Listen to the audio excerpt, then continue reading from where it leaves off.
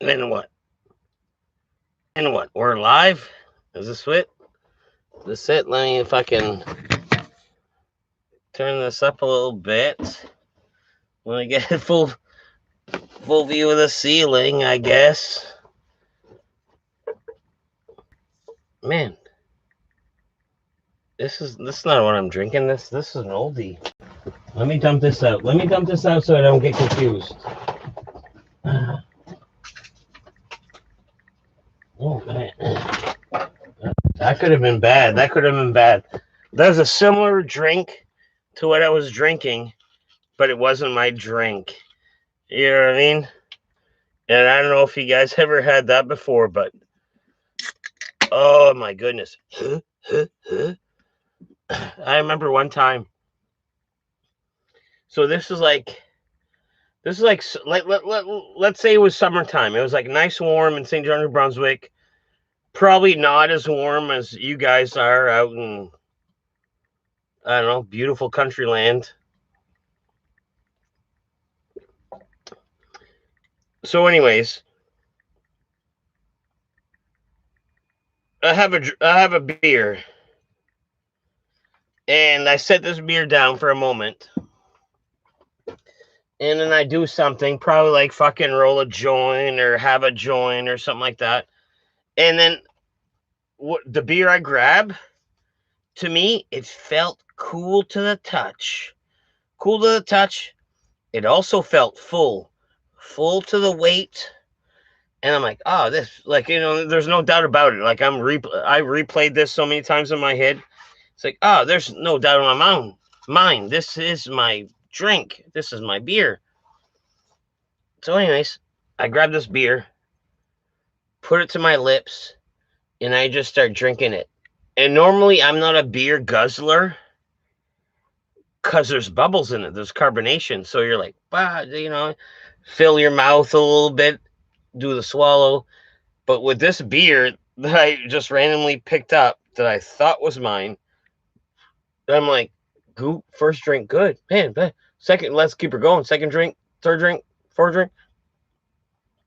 And I'm pounding back this like can of beer that I fucking picked up off my deck that I was 100% sure was mine because it felt the weight was right, the temperature was right, and I'm like, goop, goop, goop, goop, and then boom, some touches my lips within my own can of beer. And I'm like, what the fuck? So, anyways, I fucking set her down and I look. This was not my beer. What had happened?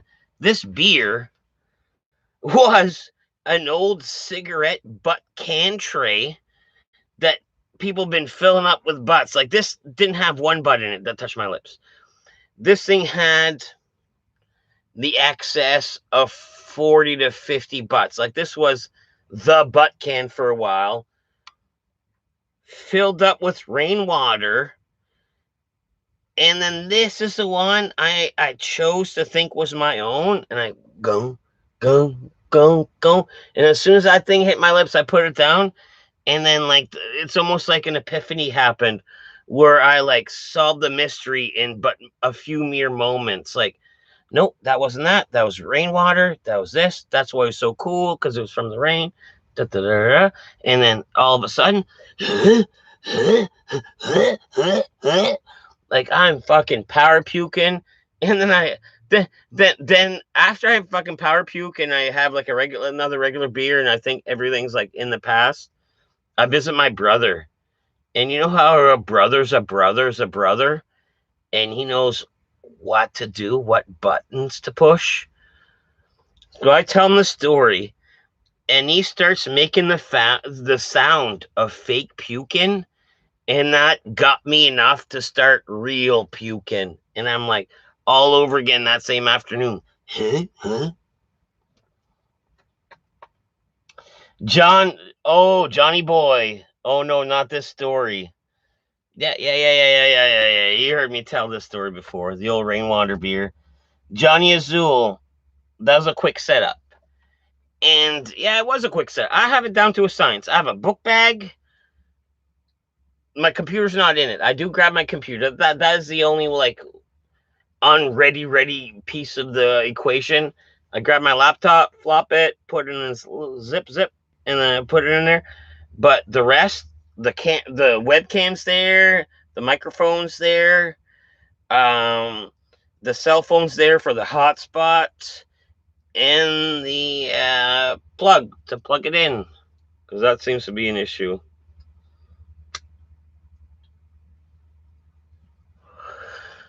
But yeah, hey, just came in for a quick chatty poo with you guys. Should I take these off? Am I seeing better with or without them? I don't know. I'm kind of used to them now. Fuck it. So anyways, I've been to the ice a couple days ago, and it was looking golden. Like, I'm above the ice about, where's the camera? I'm above the ice about this much. So that much, guess what, is enough. We could have some warm days, some snow could melt, the water could come up, and then the fishing shack wouldn't freeze. But we're supposed to get a storm on Thursday, so like, let's batten down the hatches. I got some shit to do, man. I gotta put a fucking 2 sticks up to hold the roof. I gotta like shovel around the thing.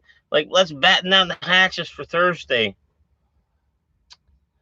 Johnny, you know the dick neighbors. Well, in college, I was the dick brother in my fraternity, and the pledges served me a solo cup of piss. What? I was drunk and I drank it thinking it was beer. Oh my fuck, dude. You drank piss, Johnny? I wouldn't wish that on you, but how was it? Like, you know what I mean? Like, oh man, like, because I seen Philip Solo drink one. Pretty sure you have a piss beer story too, dead poop. I have multiple piss stories, John, but what you think you might be like initiating, or like, tell that embarrassing story about yourself. There's no secrets between my fan. I've told that story. Unless it's one I don't remember, but you know what I mean. I'm pretty sure I've told some fucking piss stories. I even told a shit story one time. Wagwan, everyone, says Kinkaju. Sup? Do you live in the shack? Well, this isn't the shack, first and foremost, sup. This is my dirt basement. So technically, this beautiful abode is my house. But it's my dirt basement, so you know what I mean. It's not like I got like a sofa lage chair over here or nothing like that. Just hanging out. It's a shop. The dirt basement's the shop. Is your basement cold? No, it's not cold. I got heat in here. It looks like one of those water heaters, but it's filled with oil, and it keeps the area pretty decent. You know what I mean? Like, let's say a minus 30 day down here. It's okay. A minus 30 day outside down here is maybe -2, which you can only expect so much from this heater. Like, if it's minus 30 outside and here's like -2, this thing's doing work. It's putting in time. It's good enough. I was so drunk that poop, I thought I was drinking a real beer until the solo cup was empty. I thought the beer was skunked. I found the truth out 15 years later. Oh my goodness. And I could see that. I've always said skunky beer tastes like piss. And Johnny, I think you've confirmed it. You know what I mean? Oh, you ever taste piss? No, I never tasted piss before, but how would you? Johnny confirmed it. Like, you know what I mean? A skunky beer is kind of a piss beer. Johnny out here, you know what we have? Was it is Alpine Moosehead? Let me get this right. Let me get this right. Let me get this right. Is Alpine Moosehead? Ah, okay. This might not be 100% right, but this is what's going on in New Brunswick. You have, let's say, Alpine beer, which is served in a brown bottle. Everything's kosher, everything's cool, and that's a Moosehead product. Unless is it Moosehead? Anyways, and then you have another beer that's the exact same beer being poured in a bottle. The only difference is that bottle's green. So you know the whole beer and light absorbent thing where it'll skunk it. So it's the same product and two different colored beers. One's brown, one's green, and one's meant for the light. So Moosehead's thing is, let's make two flavors out of beer and skunk one. Like, you know what I mean? Oh, this beer that everyone knows and loves is great. Let's just serve that and skunk it. You know what I mean? And skunking beer is a thing. People do like that moose green. And, oh, man, I don't. But one of my dad's favorite beers, like Schooner. And I bet, like, I guarantee you that comes pre-skunk. It isn't a brown bottle, but it's almost like it seems to have the skunk treatment. Where even a cool, good one is a shitty, skunky one. You know what I mean? That's good. Ha ha ha ha. Alpine is a Moosehead product. So yes, I think I'm right. I think it is Alpine in a green bottle. And the green bottle skunks it on purpose for it to change the flavor. And you have people in New Brunswick loving skunky beer for fucking some reason. And it is a thing. It does sell. It does sell. Like, you know what I mean?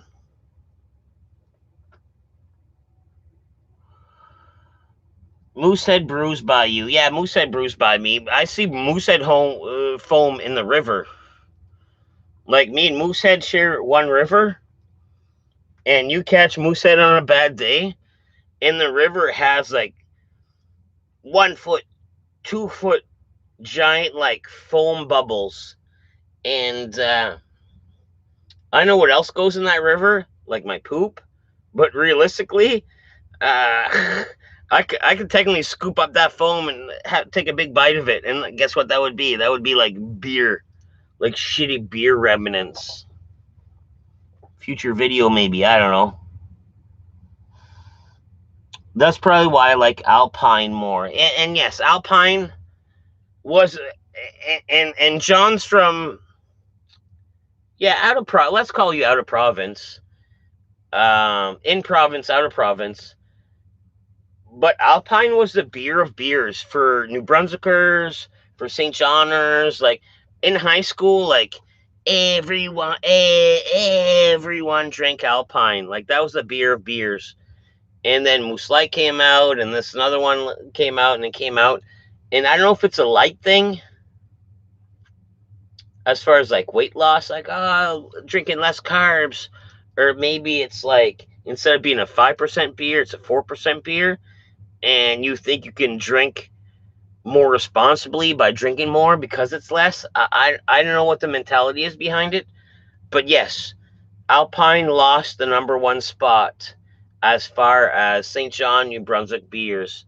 But it held that trophy spot for, oh man, for 10 years plus. Alpine was the trophy winning, the fucking beers. But now, fucking Alpine. Yeah. Johnny, oh my God, Schooner is nasty. So you're familiar with Schooner. Man, that's my dad's favorite fucking beer. If I'm out and about at a yard sale or a flea market and I see some Schooner, for my dad, it's his favorite. I'll get it just to like, but you know what hurts my heart? So here I am hunting around these fucking Schooner products for my dad. I'm like, oh man, I got you this double bag Schooner. And then I also got in this baseball cap Schooner and this keychain Schooner. So he's like, when he gets it as a gift, he's like, "Oh, great! Oh, thank you! Oh, thank you!" And then you know what happens a couple years later? He tries to sell it and gets me to sell it for him. And I don't dare to call him out on his fucking bullshit, but it's like, Dad, that was a present out of love from me to you, and you're wanting me to sell it. Oh, geez, Louise, that wouldn't that hurt my feelings if you remembered where this fucking thing fucking came from? You know what I mean? And also, side note, he's a schooner guy, so why would he try to sell schooner stuff when in my head he's a schooner guy end product where, oh, I love a beer so much, why don't I have like brand naming stuff about, anyways. Well, hey, just like Marco, maybe one of these days I will have my dad on here, but I think my mom would be cooler than my dad because my mom's a prude. And oh man, I wouldn't be able to dare to ask her some prude questions. But if you guys were there and you guys were to ask it, wouldn't I have to read it? I don't know if that's how it would work, but oh man, my mom is so oh man, it'd be silly. It'd be silly. Um, John Downing, your poop shares the river with Moosehead. It does. So if you're upriver from me, it's beer. If you're downriver from me, that foam is beer poopy. Even though one of these days, Sean, I'll show you my setup, and it's getting worse. Like before, like let's say 20 years ago when I first bought the place, or 18 years ago, wherever the fuck, it was like a pipe going out to the river, dropping its shit, and I won't give you my theory about what's happening or why I believe it's doing this, but instead of that concrete pipe going to the river and dropping my shit, that broke off, and another piece broke off, another piece broke off. So, anyways, I'm shitting, and my poop is like on land for like probably about 10, 12 feet. Where thank goodness I flush on a regular basis and the water's helping it along, but technically, my shit and toilet paper is on land for about 12 feet stretch before it hits the river. Fucking gross, huh? Anyways, if you're like a civil engineer, John, I thought maybe you'd like to see that one of these days. And I do have to be careful for blockades. Blockades. Um, Literally shitty beer remnants. And yes, in this river, it is a lot of the foam is foolish. Kinka, I don't know if you're chiming in late, but some of these foam stacks are like a foot tall, even more like blowing. So it looks like it almost looks like beer foam tumbleweeds almost. You know what I mean? If that even makes sense. Dude, sell poop head foam in the poop head merch store. Yeah, nasty. I don't think people will buy like shit foam beer poop. You know what I mean? Even though if it's dead poop related. And I don't know if you've ever had like fucking beer head, but doesn't eventually that foam, you can capture it all you want. Wouldn't that settle down into liquid? And if it does settle down into liquid, wouldn't that liquid be pure fucking nasty? You know what I mean? Like, oh, let me like unfoam myself and become what I actually am, which is like beer. And whenever I flush down the toilet, that hits 10 to 12 feet of dirt and eventually trickles down. Oh man, I don't like that. I do want to fucking add an extension piece. Like, you know what I mean? I wish my poop would touch less dirt and get to the river quicker. And if anyone is a fan of like, what is it, David Suzuki, and like, oh man, both those options are ridiculous, you crazy fool, I would be like, well, That's what I want. Just go fuck yourself. I don't give a fucking care, David Suzuki. I'll shit in the river all I want till it works right. You know what I mean? And I think for me to keep shitting right, I think I will have to do like an adjustment. I can't poop on land and like hope it gets there. Cause oh man, let me tell you this crazy funny poop story. Um so anyways, you know how I'm saying like because a couple pipes broke off. So I got like, let's say, poop and toilet paper and slingering. And this was like flood season last year, like right after the winter. And right beside me, there's like a riverboat shed where there's like this big old shed where you can park a boat in it, right? Like from the river, no need to hit land. Let's pull a whole boat in this shed, like a full boat parking spot. And on the roof of it, guess what was dangling on that roof eavesdrop on that like high flood day? My toilet paper, and it lingered around for a while, man. I was like, oh shit, my toilet paper's still on that fucking neighbor's boat shed, right on the fucking roof.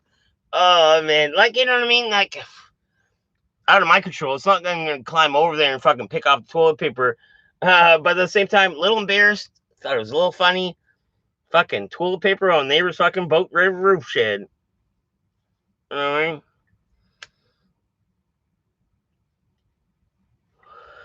Fuck them. Uh, the grass near that poopy dirt is probably extra green. And you're not wrong to think that. I grew next to my shit trough one time. I grew marijuana, and no need to call the CIA or the FBI. I was totally legal to do this, so. But right up by the truth, the fucking shit trough water system, I had dug out this like flat area, and I put in like I had there's it was already there, like you know what I mean, where I'm at. Oh, you don't need to buy a used old tire. You just look around and there are some. So anyways, I grabbed an old used tire, filled it up with that dirt with the fucking white spots in it, and yeah, I grew a plant out of there. Plant grew as tall as I was. Holy fuck, that thing was tall. 1 year, and then I didn't go because it was to lug the water to this thing. It was too much of a trouble. So yeah, one of my years, yes, I did have one next to the poop canal, and then after that, I was like, fuck it. But at the same time, I wasn't fuck it because I like made this giant fucking rain catch barrel, and I put a spigot spout so I can attach a hose to it at the bottom, and I put a bunch of fucking poop in it, like steer manure and sheep manure. Because where I grew up, my grandpa, R.I.P. to his soul, trust whatever he says, he was a great farmer. But you take that poop water, that fucking fertilizer poop water, and spray your garden, that's 100 times better and 100% natural compared to that miracle grow shit. You know what I mean? Miracle Grow comes out fucking blue. And if you use too much, you could scorch whatever you're growing. So that's not natural. But shit water, you can get sloppy with that shit, and it don't matter. Like whatever you're growing is gonna love that fucking sheep shit water. You know what I mean?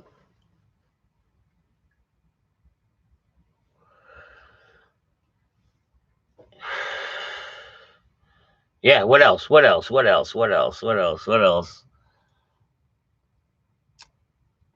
I love this farming advice. Another farming advice, and I farmed weed a lot, but more than weed, I farmed vegetables for a long time. And I don't know if it's different in your part of the country, but my grandma used to swear by the first full moon of June. That's when your seed should be planted. Not seeds, because you could start them early inside, but first full moon of June is when you go full out. If you got the plant, plant the plant. If you want to start from seed, start the seed. First full moon of June. And you put the shit water to it and it grows great, just like weed.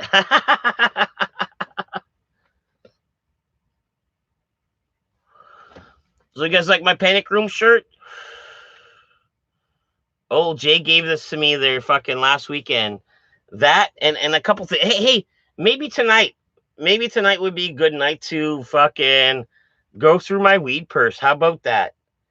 Because man, I was fella today was at the bar. I was like, bro, man, I'd like a dead poop sticker, and I was like, of course, if I have it, I'll give him one. So I'm going through my weed purse. It fucking spills out all over the place. So you know what I mean? Why not go through it? There's some like there's some neat stuff in there. There's stickers, patches. I think there's a condom. There's weird sexual alphabet cards. But anyways, we can get through that. If that's the thing you guys want to do is go through the fucking weed purse. Obviously, the big pocket, the big pocket. Let's say if it's a book bag, and you get that principal pocket, that main one. That's all weed and weed. Like that's like the weed tray, because I do carry on a weed tray. That's a grinder. That's a little holder. That's the papers. That's the weed, and also that's a little hull of cardboard, because I always roll with a filter. You get that right airflow. You don't get that fucking. You pass me a joint with no filter. First round around. I pick it up, and first thing I notice, I was like, geez, there's no filter. Poof, poof, poof, poof, poof, poof. Suck, pass it. Second time's around, you know what happens? I double look at it, and if that fucking back ass end is all gummy brown and all this and that, that's a quick pass. Like, fuck you. Like, you know what I mean? I got my own weed. I don't need your weed. And your laziness to roll with no filter and to pass it around, that's your gain, my loss, but I don't give a fuck about your fucking gain or loss. You know what I mean? I love how you use the term book bag. I get shit all the time for calling a book bag when everyone else calls it a backpack. Book bag, backpack, book bag. No, I think in Canada we're calling it a book bag still. You know what I mean? They maybe further down the road, you cross a border or two, you come across a fucking state or two, and it turns into a backpack. But here where I'm from, that's a fucking book bag all day long, bro. It's like, oh man, where'd I put my book bag? Two straps, my book bag. That's how we call it. But I saw those cool pictures there, Johnny, about the fucking Matrix scene. You didn't see Keanu or nothing like that, where they're filming in your town. You didn't see Keanu, or let's not leave it alone at Keanu. Did you see any people you recognize, like a celebrity of some sorts, like possibly Lawrence Fishburne or Samuel Jackson, whoever they are? As a Super Bowl commercial joke. I think I may be an East Coast thing. I'm from back east, and I call it a book bag. So you're talking to me from your own experience, because you're still calling it a book bag instead of a backpack, and that could be a geography thing. Out west, when I worked as a carpenter, and a carpenter, soon enough you're going to talk about your hammer and stuff like that. So anyways, they're like, oh man, what did you say? I was like, oh man, yeah, my fucking hammer. I'm going to swing my hammer around, fucking pound in these roofing nails with my fucking hammer. And they're like, say it again. It's like my hammer. So anyways, they're like, no, it's hammer. Hammer. I'm like, it's a fucking hammer. Like, I don't know if I'm adding an I or if I'm just saying it right and they're listening wrong, but I guess a hammer, or no. A hammer is different than a hammer. So I got teased out west a lot for doing that one. All the Matrix 4 action scenes filmed here happens at night. Filming starts around 11 p.m. So haven't seen anything, but the crew trucks is blocking out. So yeah, they're making it sneaky for the filming, and I bet you, no one at the office has seen any of the actors yet. And if it like Johnny, if they're filming action scenes, you know what's happening in 2020? The known actors aren't even there. These are going to be like fucking, I don't know, like stunt doubles. Like, you know what I mean? The guys who can do the flips, they can do the doubles. If they're doing like action scenes. And then like 2 weeks later, Keanu is going to be in front of a green screen going like, whoa, or whatever he does. And the whole movie's done. Like, whoa. Whatever fucking Keanu does. But yeah, the man. Whatever action scenes is not. Yeah, like just like that Batman thing. Marco said he was going to talk about it, and he loves Batman, so I'm 100% sure he did. But they released pictures of more of the Batman pictures, and one of it was a guy on, like, let's call it the Bat Cycle, a full Batman in a suit on a Bat Cycle, and he had that Ben Affleck chin, like that fucking thick jaw chin, like the guy that should be riding a motorcycle, that should be a fucking daredevil even. And that wasn't Robert Pattinson. So you know what I mean? Like in the new Batman movies, when they are gonna have that motorcycle scene, guess what happens when you realize what had you just had sawed? That wasn't Robert Pattinson. That was a fucking, I don't know, a well-trained athlete making a tenth, a fucking 20th of what he makes and risking his life and bones for it. You know what I mean? That's Hollywood for you. That's Hollywood for you. But that's what you need, because honestly though, let's fucking have that guy fucking do the old tumbles, because it's still better than CGI. We don't need a fucking Hulk CGI for the new Batman movie. Like, you know what I mean? Like, fuck that bullshit. Where we at? You can hear the choppers from my hood 3 miles away, like the camera choppers to film, is I assume what you mean. In the middle of the night. But Keanu is here. Somewhere dead poop. He's spotted around town doing selfies. So Keanu is in the area. I don't know if you're a Keanu fan, Johnny. Would you spend time to try to find him, or is that not your thing? Like, you know what I mean? Like, if you had nothing better to do, like, oh, let me go on that Keanu hunt. Let me see when his last Instagram was and start from there. And then, like, I don't know how big San Francisco is, but whenever there's someone famous in St. John, man, they're an easy track down. Like, you know what I mean? Like, there's someone famous in St. John. If you're willing to spend an hour or two of your day, you're getting a selfie and an autograph. That's how big St. John is. Like, Michael Jackson is here. Let me just hang around the fucking Imperial Theater for an hour or two. You'll get a selfie and an autograph. Like, you know what I mean? Or, you know what I mean? I saw on TV today they're doing concerts now with holograms of dead singers. Whitney Houston and Roy Orbison. Rick too? They were doing that shit with Tupac.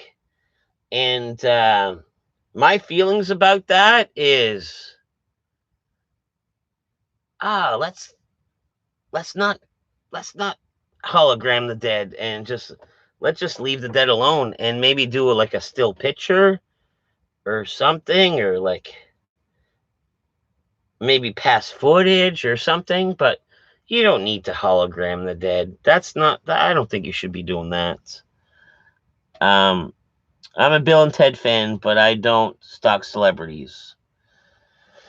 And yeah, I don't waste my time with that shit too. But you know as well as I do, there's some fans that do. That's how those fan pileups begin. Like, when you see that footage where, oh man, there's a celebrity somewheres, and around him is like 300 people. That's what happens. Some people are into that. Some people make dollar store Bristol board fucking little signs to tell people how much they love them, and stuff. And some people do that. You know what I mean? Like, but like me and Johnny, that's not my style. But some people do that. Yeah, real band and dancers, but the lead performer is a hologram. Fuck. Yeah, and like I said, like, a hologram's a hologram. Like, real is real. And at one point, I just leave the dead alone. Like, you don't need to have to resurrect everything. Like, I don't even know. I don't even know. I don't even know. I kind of, yes, I did kind of fucking brain stall out on that. I was just like trying to deep think and give like an. He'd probably easy to track down, but I'd rather be home watching your stream. Oh, thank you, Johnny. Did you get Marty McSorley's autograph? And if you're talking to me about Marty McSorley being at the pizza place, this stems exactly from what I was just saying. So I was at pizza place, and guess what? I've been there twice. First time, fucking pizza was great. Fucking pizza was great. Second time I was there, I got drunk as fuck, ordered a pizza, kept the box closed, and then took it home. And then once I had it home, man, that pizza was fucking ah, disappointing to say the least. Disappointing to say the least.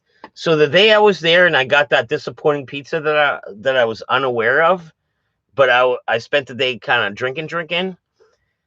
The bartendress was like, "Oh yeah, Marty McSorley is gonna be here. Marty McSorley is gonna be here. The old Wayne Gretzky hitman, the defenseman, the enforcer for Wayne Gretzky." And I was like, "Cool, cool, cool, cool, cool." And as an old sports card collector and a hockey fan, the only thing I can think of is like, cool, cool, cool, cool, cool, cool. If I'm in the area, maybe. If I got shit to do, like if I got any shit to do, like, geez, I got to pick up a loaf of bread from the grocery store. Guess what? I'll do that over going cross town to see Marty McSorley. If it happens, it happens. If it don't, it don't. I'm not chasing anything. I'm not chasing anything. I've seen more celebrities in my life randomly at weird places than on the film set. And I could see that. You're in the mecca. You're in the mecca of it.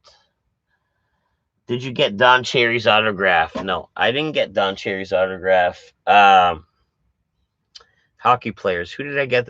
I got Guy Lafleur. I met Guy Lafleur, and like, I didn't have supper with him, but I almost did. But Guy Lafleur would be like one of the main ones. Um,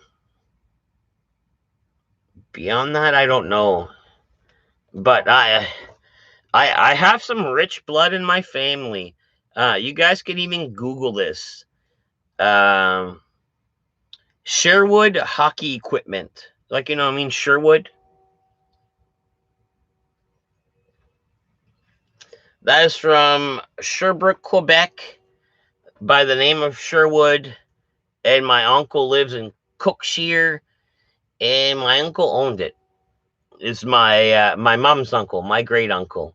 He owned Sherwood, like the fucking hockey company. And I showed up one day, and Guy Lafleur was kind of leaving, and he did a linger leave, where instead of just doing the old like, "Hey guys, well, goodbye guys," he lingered around, and we got to say hello and stuff like that. That was cool as fuck.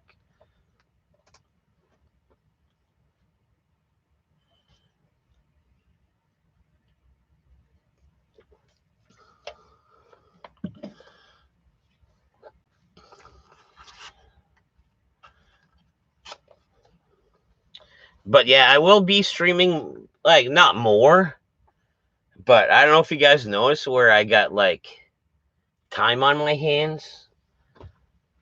I'm gonna keep having time on my hands for a while now. So, you know what I mean? I don't know. I don't know what to expect. Maybe expect 1, 2 streams a week. I don't know. Who knows? Who knows? Depends on the week, because I always think you'd be like, oh man, it'd be nice to stream at this point, but it's during life, and during life, sometimes it's not the right time to stream. Like, oh man, quite a few times I was like at the panic room, had my gear and all that. I was like, oh man, you guys want to go live with my buddies, with my fucking, and everyone's like, no, no, no, no, no, no.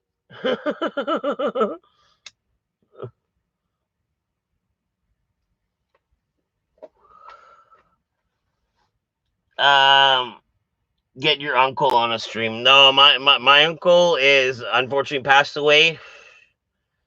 It's his kids, where I know, like my cousins. His kids are my cousins.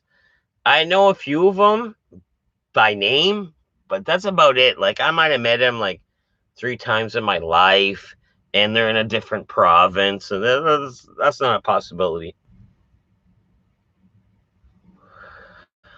And that's what I mean. Like, I'm just related to the guy. And even when we were kids, like, this is a millionaire uncle, and you know what he ever sent to us was like nothing, nothing, nothing, nothing, nothing, nothing, nothing. And then one year was like 12 of the shittiest hockey sticks ever. And then after that was like nothing, nothing, nothing, nothing, nothing till death. I want some old school hockey stories. Uh, would you judge someone whose family worked with the Orange Man?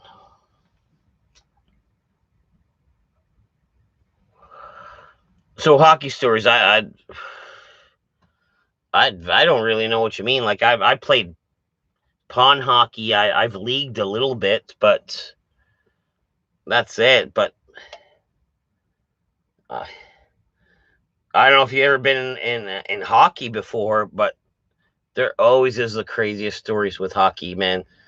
And I don't know when it gets like that. Like, I don't know why it gets like that, but some of the fucking locker room fucking hockey shit is like, I don't know, weird as fuck. Like, weird as fuck. Um, you mean the Orange Man as far as Trump? I don't care if you work for Trump or not Trump or with Trump or Trudeau, or a job's a job's a job. And if you're happy doing it, by all means, by all means. You know what I mean? A job's a job's a job. It don't matter. And some people see it that way, and whatever. It don't matter. Some people do look for meaning behind jobs. That maybe I could see someone being like super qualified to work for the Orange Man, and the orange man be like, "Oh, you got the job," and then last minute someone be like, "Nah, I can't," just because of personal reasons, or something like, along those lines. I could see that happening, but at the end of the day, it's just a job. If you don't take it, somebody else will. I don't see life like that. But I'm just like stereotyping from what like Gen Pop would think. You know what I mean? St. John is Trump country.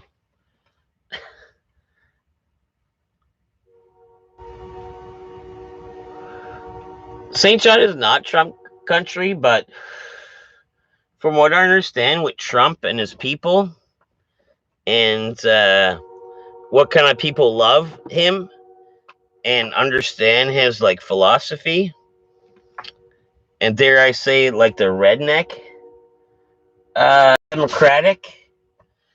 We have a few of those in St. John.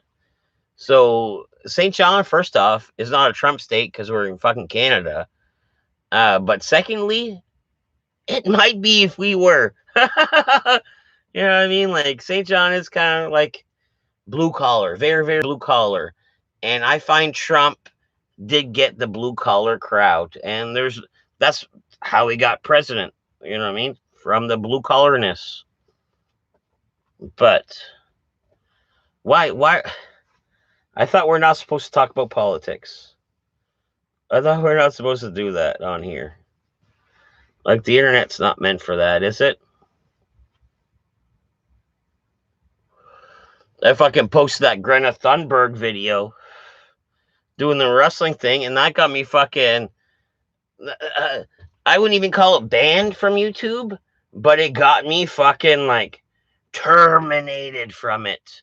So fucking terminated from YouTube. There was about a fucking, was it a 30-hour period where if you were to look me up in those 30 hours, and you'd be like, "Oh man, let me look up this Deadpool video." You know what the video fucking tag would say? This account has been terminated. Might as well just cancel your subscription, except for the might as well part. But something crazy like that, like fucking for Greta, like, you know what I mean? Politics don't belong on the internet. Politics don't belong on the internet. Just look at Alex Jones. Look whatever happened to him with his fucking strong beliefs. He kept getting shutting down, and then you know what happened? He got shut down, and it was over for him. Oh, Mackenzie, how's it going? Can you do whatever you want on your? Yes, I can do whatever I want on my stream. I don't give a fuck about monetization. I don't give a fuck about copyright. You guys want to play some copyright music? It don't matter.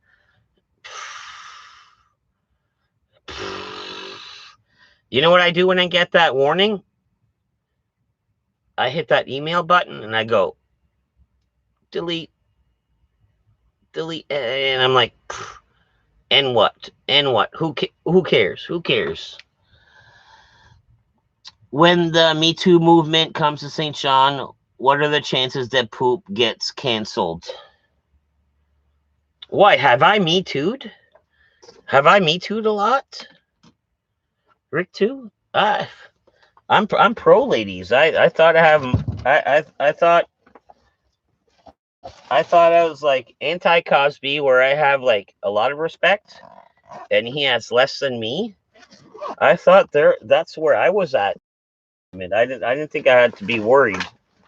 So I'll keep my non-worry going, I guess. I'm not sweating it. Unless you tell me unless I said some shit that I should sweat it, but Alex Jones is fucking hilarious. Yes, he is, Kinka. Kinka, did you ever see fucking Will Sasso do his Alex Jones impression? I think he did it on The Fighter and the Kid. It's I can't even like pretend to start to do one. But Will Sasso's impression was, oh man, so spot on, throwing the absurd like absurd conspiracy theories. Like, you know what I mean? Like, oh, I haven't had a hard shit in 3 days. That's because of the aliens. Oh, like just going off. And that's a bad impression. That's a bad impression. And I could probably do better, but it is what it is. But yeah, Will Sasso did a great Alex Jones. Dead Poop was canceled once. He streamed from under the bridge. Was I canceled for that? I don't think so. I think that went normally well. One thing recently that I did find weird is one of my videos, and I've never done extra clicks. Like, oh, there's a video to be posted. Clickety click. I click yes to do it. I click OK to accept. That's this and that. I guess one of my videos, the comments I turned off, and I found out through a roundabout way from people going through other channels to let me know that the comments were turned off. And I've never turned on a comment in my life. Like, you know what I mean? Like, why wouldn't I want to comment? Yo, Lingley, what's up? Hey, Lingley. I know Tate was texting you a little bit, but yeah, I was hanging out with your buddy this evening. Looks like we both be rolling up. Oh, you rolling up? Because I'm rolling up, bro. And in St. John, New Brunswick, that probably means way different than like California. Or was it? Gratata, gratata. No, rolling up out here just means fucking rolling the hoot and inviting people over for it. Why is my buddy smothered by boxes and bottles?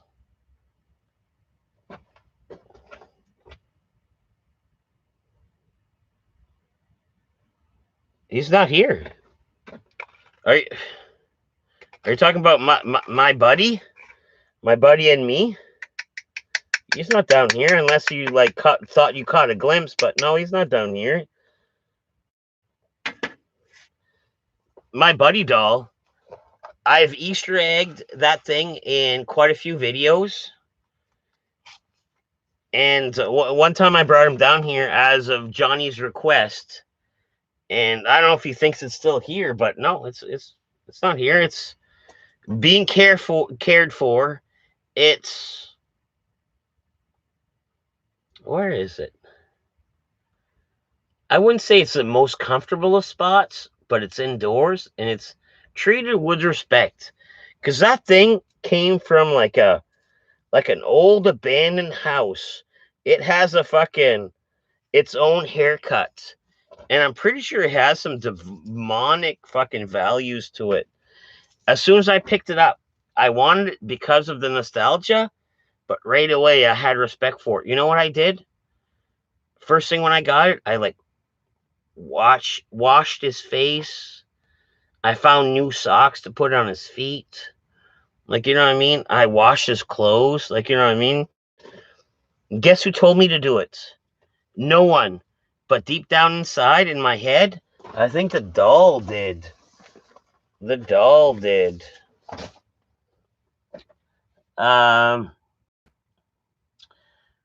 Were you at the brew Friday? Friday. What did I do Friday? No, I don't think so. I don't think I was at the brew Friday. I don't know what I did Friday, but I almost think I wasn't there. I almost think I wasn't there. I see his feet. Green soles. Why is he in here? No, that's a ninja. That's a Ninja Turtle. You talking about this? This is a big old ninja, and yes, Buddy has green socks, but no, this is a Ninja Turtle. And guess what I did for it? I made the knives. I made the knives for this Ninja Turtle, this Leonardo, and it fits his hands too and everything. Fa fa fa fa fa fa fa fa fa fa. You know what I mean? Yeah, it's a Ninja Turtle. It's not my buddy.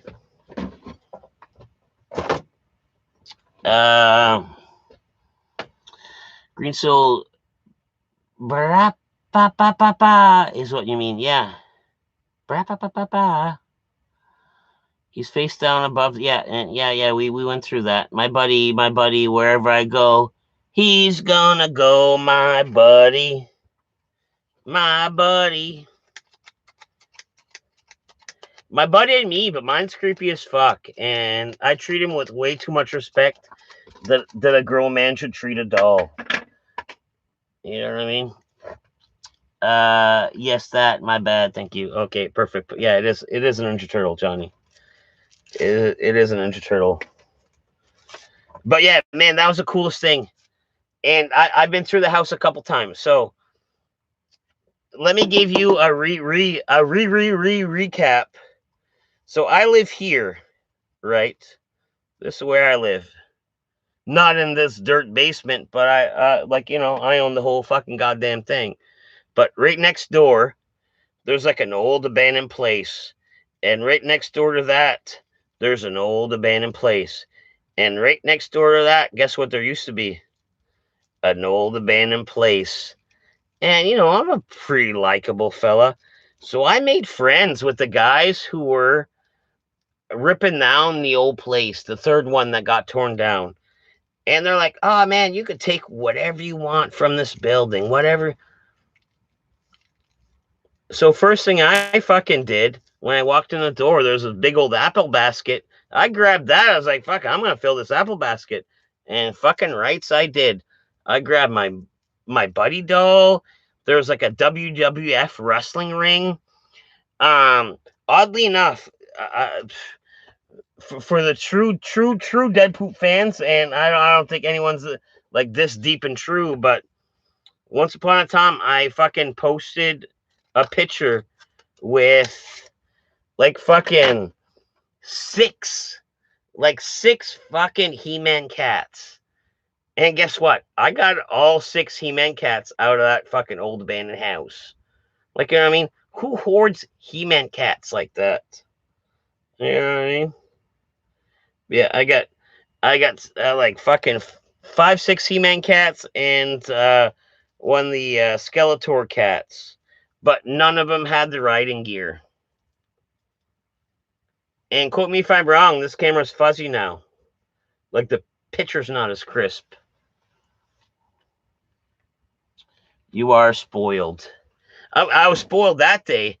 Like I came back with so much free shit, and Buddy was like, "Oh, that's all yours." I'm like, "No, I can't.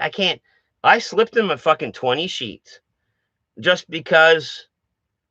Man, if I would have been at a flea market, I would have paid way more than what way more than what I got for what I got.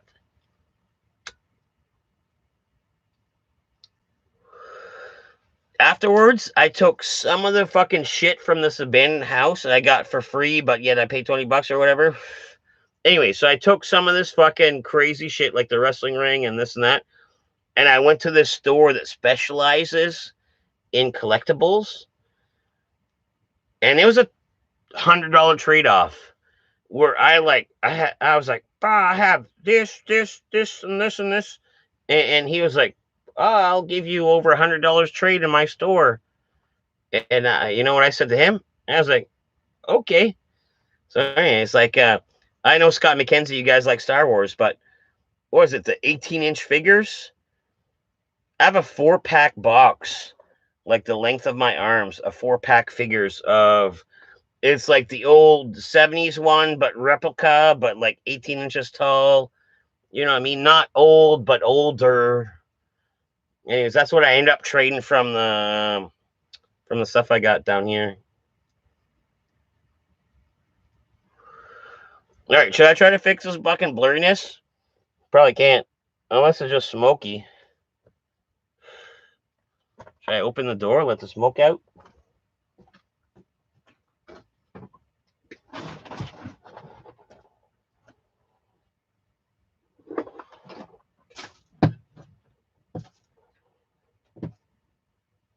Man, last time I was down here, I don't know if you guys picked up on that, but there's a few weird events. There's a few weird events where I heard like last time I was down here, I heard like this weird like screech whatever sound over here right by the door, and I tried to play it off cool like if it was a raccoon, but holy shit, that was close. And then I looked, there's no raccoon. Like, oh man, it was weird as fuck. It was weird as fuck. You know what I mean? I am in a fucking 1897 dirt basement. And I don't know how they did it back then, but I'm pretty sure if you had a problem with your neighbor, you could just bury them in your house.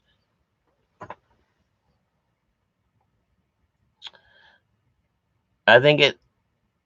What are we getting at? Where are we getting at? Cringer. Yes, Cringer the cat. Yes, sir. And Panthra. You're up to par with your He-Man, dude. And I'm looking forward to that Kevin Smith He-Man. Kevin Smith said he's gonna do He-Man for Netflix. I don't think it's smoke, just a focus. And I think you're right too, dude. This is a weird camera where it works great up until you fuck around with the focus. I think for me, getting close, rolling a joint, and then came out of it, I think that fucked with the focus a little bit, but we all know I can't fix it. Miss it. Yes, I recall from the last stream. What was that noise? That's what I mean. It's only me down here. Shouldn't be this noisy, but it is what it is. Kink out. I hope not, but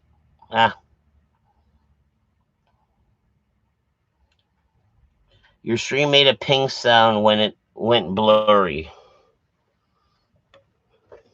That could be a thing. That could be a thing, man. Oh man, are we back clear zone? I think the camera readjusted itself. Like I think we're back in the clear. Cool. That's nice. There's a bunch of new He-Man shit coming out soon. I think the Kevin Smith rendition will be the best. All right, Johnny, if you're up on par with that, I'm quoting from what I hear, and I don't know a whole lot. Is it going to be cartoon or real life? Is it going to be cartoon or real life? That's first off my main question about the new Kevin Smith He-Man. Because real life, we've only seen the one, and that was Dolph Lundgren. And the world is ready for another one. I think John Cena 10 years ago would have been great for it. But man, I seen John Cena in like, what was that fucking Firehouse Kids movie? Like the Playing with Fire? He looks like a big, bulky, young guy, except for this young guy's got fucking crow's feet. Looks old as fuck in the face. Like almost like a Play-Doh rubber face from the old, like, you know what I mean? Like, He-Man would have been great John Cena 10 years ago. You know what I mean? Before he started looking old. When he was that weird fucking giant man-child fucking guy. New He-Man? I know Hollywood would want the fucking Rock, but fuck the Rock. It would have to be a white fella, for one. I don't know. Like an unknown bulky guy? I don't know. Like I said, John Cena would have been great years ago. And he's He-Man fanboy, my age, our age. Yeah, and yeah, Kevin Smith is. So he's gonna do it justice.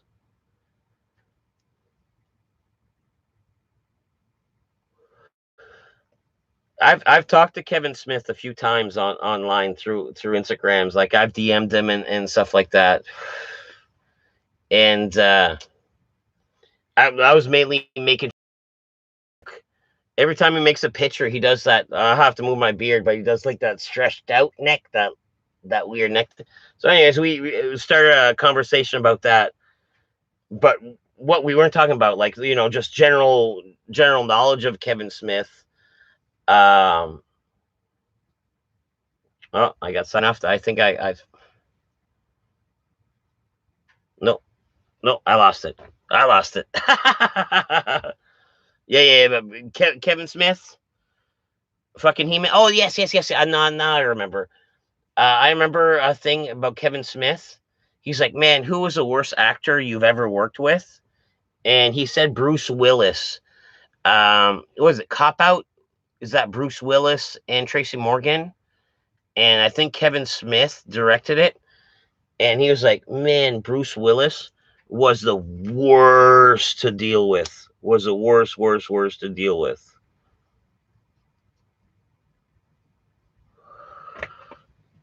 All right, fucking Dark Phoenix in the place.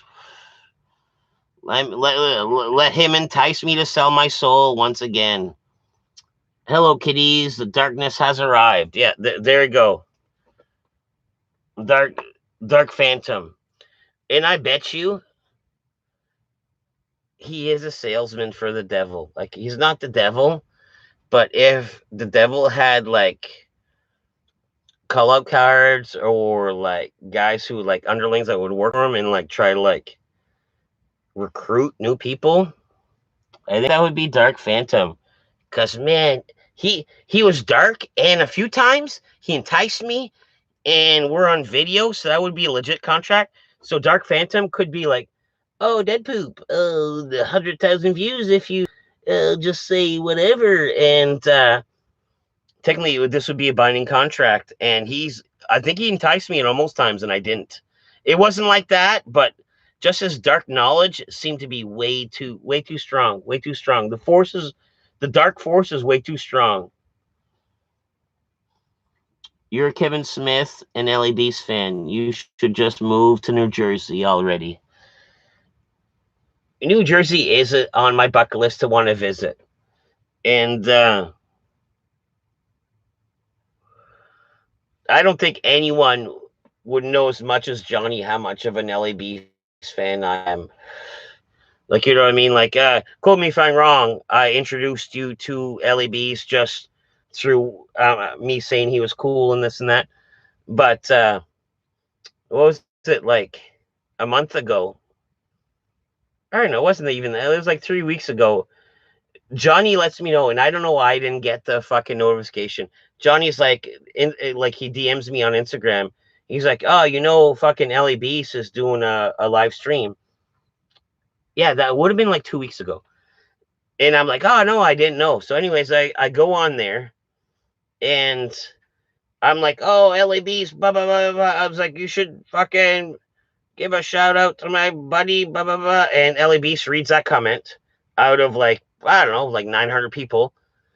And he's like, I don't really remember your buddy. Refresh my memory. And then I write another comment, and then he does do like a shout out for him. Like, you know what I mean? Like,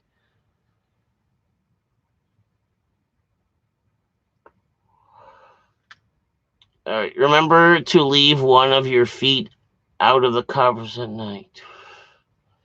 Oh, Dark Phantom, you motherfucker. You motherfucker. How would you know that? Did you just see this?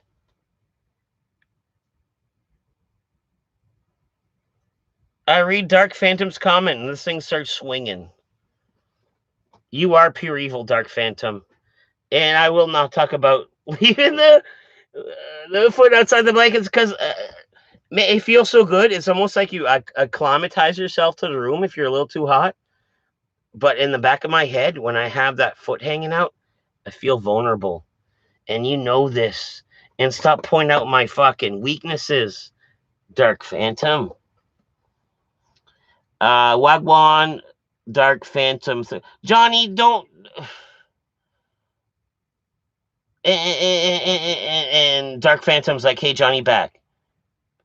Don't buy into it, Johnny. Dark Phantom is pure evil. He is pure evil. Yes, you introduced me to Ellie Beast. Kinkajou says spooky. And yes, Dark Phantom is spooky. You know what I mean? He's a spooky. You know what I mean? Like, what was it? This is what got to, what was it, like a couple weeks, like it was a week ago. I had this, like, I don't know, 3 hour long fucking stream, and Dark Phantom is on there, and holy shit, LA Beast in the house, LA Beast in the his.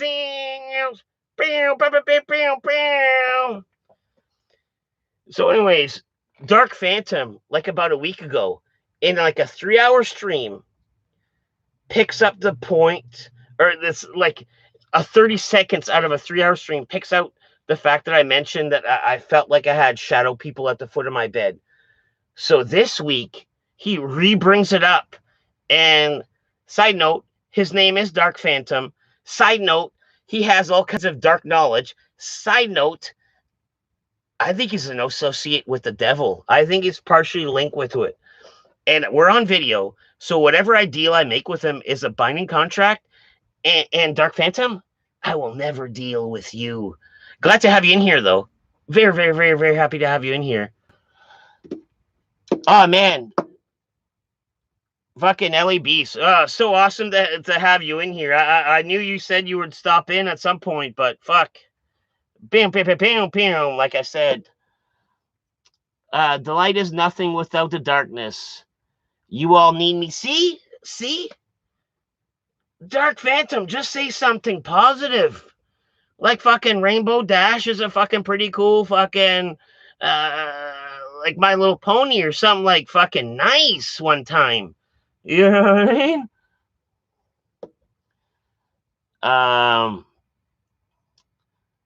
Dark Phantom is more fun quoter than Honor Horror Movies Pure Evil. Yes, he is pure evil. Not to skip ahead, but I seen the LABs just said something. Let me just see what he said. I'm waiting for my next video to render. Oh, you're on the hourglass wait. You're on the hourglass wait. I can't wait to see your new video, dude, man. I know you're gonna be a banger. I know it's gonna be a banger. Up to no good. Are you, how tight are you following him? He did a lot of similar stuff than you as far as like eating competitions, not competitions, but like just eating wacky stuff. And it physically got to him almost to the point where he was worried, almost like you were. And now he's going to focus on like less harmful like you are. And that's still great content, man. Cause your personality sells it. And so does Up to No Good. Up to No Good, man. His UK accent, his everything. And anyways, double plug. Just a double plug rant. Ellie Beast was a stud to support his mods. And yes, I'm 100% proud to say that I am an Ellie Beast mod. Even though I don't mod a whole lot. Like, there's so much activity going on, or it's like, you just try to keep up with what he's saying and what the people are writing about, that it is hard to mod. Like, the odd time, yes, I'll fucking like clickety click the mod options, but more than half the times where I do, somebody's already clicked it. They're like, oh, this has already been like fucking looked after by so and so. You know what I mean? LEB's props from my fellow Jersey boy. Yeah, Johnny Azul is from New Jersey. LA Beast. Johnny Azul, LA Beast. Fucking Jersey boys. Two great fellas. Dark Phantom. Hey, Skippable. I'm a big fan of yours too, LA Beast. I wonder if LA Beast kissed that chick from Britain who hosted that documentary. Let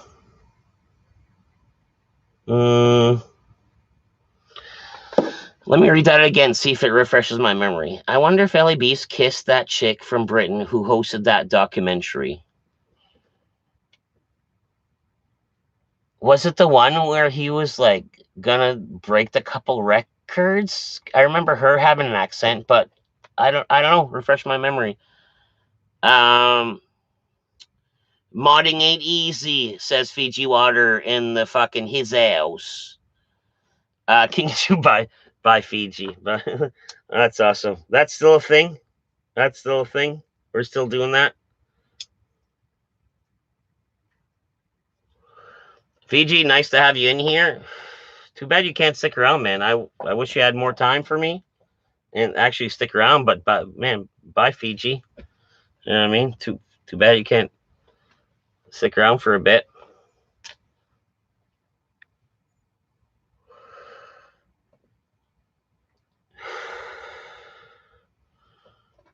But man, I've been getting all kinds of look from that paint, from the pinstriping. You remember me saying about the pins, showing you guys a picture of the pinstriping on my car? I was at the first off, I went to the doctor's this week, and I was like, "Oh man, should I take that off? Should I take that off?" But I almost want to, like, it's almost a joke for me to keep it on, just for the Joker to become the jokey, or the jokey to become the Joker. But it's been a week now, and oh my goodness, I parked at the bar today. Well, my vehicle's still over there, and people coming in the bar just asking about it. I got a giant dead poop 420 written on the whole length of the side of my car.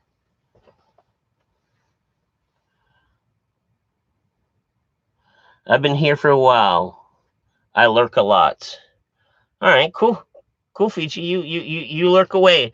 Technically, if I catch wind of someone's name that I'm curious about, I'll I'll do the old fucking looking glass on Facebook. I'll look them up. Who's friends with who? Who are you? Do I know this fella? Because it's a small town here, and well, small town. It's a small city here, and if you don't know someone by name, by look, there might be a chance that you don't know him by name. You might just, oh yeah, that's fucking so and so, and you have your own little fucking retard nickname for him, because he might be or may not be like, you know what I mean, something that's like nickname worthy. Only 20 minutes or so. Asha Leo, she ate bugs with him anyways. Asha Leo, she ate bugs with him anyways. Oh, is that like an uneating competition?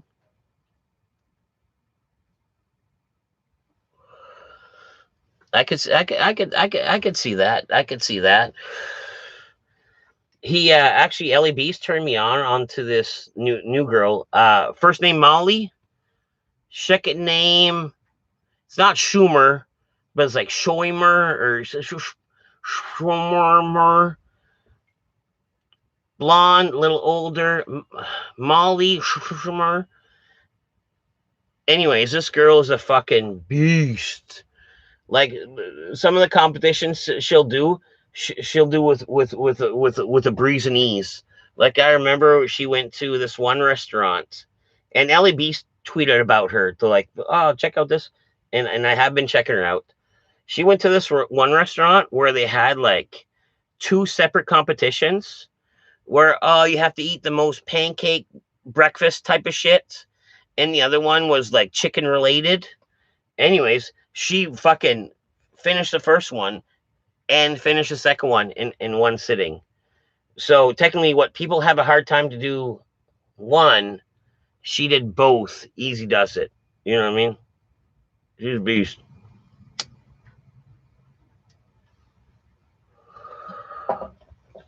But yeah, fuck. Probably gone by now, but man, that was cool for fucking Ellie Beast to pop in. Well, that was a little unexpected. Oh man. What am I gonna do? Screenshot that or something? I don't know. Guess well, some of my funny comments got me on his radar. Where I'm always throwing funny comments got me on his radar, and then eventually, I made like this like montage where it's like every time I said something funny and he read it and I said it was like ba ba ba ba ba ba. So anyways, I had like LAB saying my name probably about, I don't know, 20, 30 times. And then he talked about it during one of his streams briefly. And then he was like, oh, and then I commented and he was like, oh, you should do another one now that you have a few more shout outs. And anyways, it kind of started like that. And then I got then I got moderator. And you know how it works in Marco stream. You hang out 2 times and have one good comment, you could be it. But in LA Beast one, it took some effort, and I was happy to do it, man, because I'm a fan. I'm a big fan of his. You know, here I'm tooting my own fucking horn, like fuck. Anyways, so yeah, we're getting a fucking snowstorm on Thursday. So I'm almost thinking I should almost be there. I should almost be there live streaming in the snowstorm.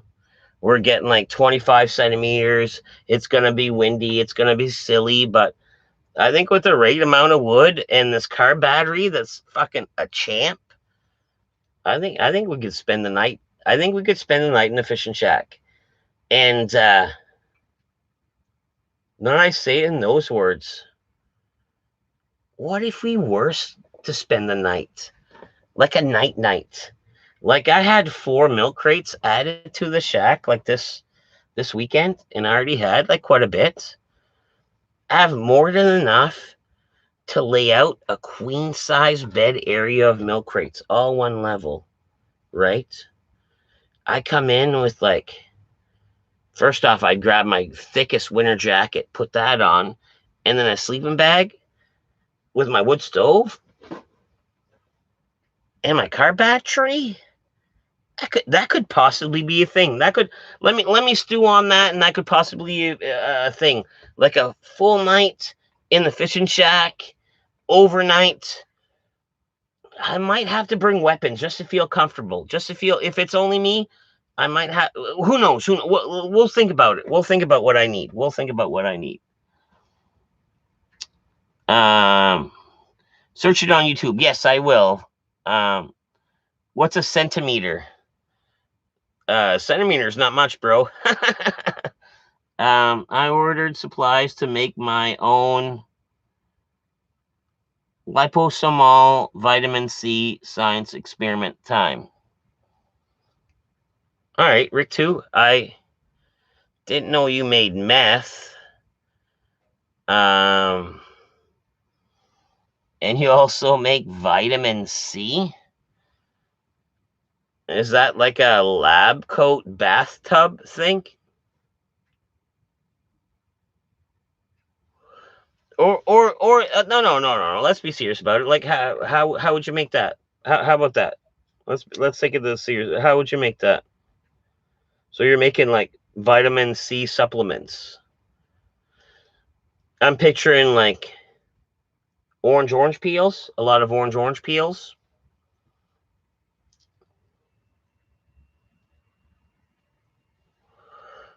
You know what I mean? Or something else.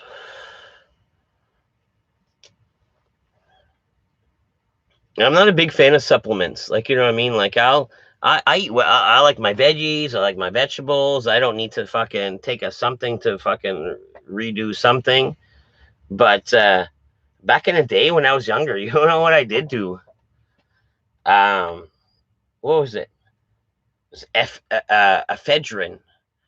And this was like over the counter. Back then this was over the counter ephedrine. And this was for the workout guys. And it was like a fucking bolt of energy. And I used to fucking take that when I was working. I used to work in a music store, like a CD shop. And I used to take that there.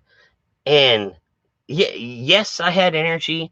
Yes, I wasn't tired. Made me extra sweaty, made me extra fucking paranoid, but it was some good. I used it quite on the regular, like, you know what I mean. if you're hungover, a little fucking ephedrine wasn't bad at all. Wasn't bad at all to get you going, get you started.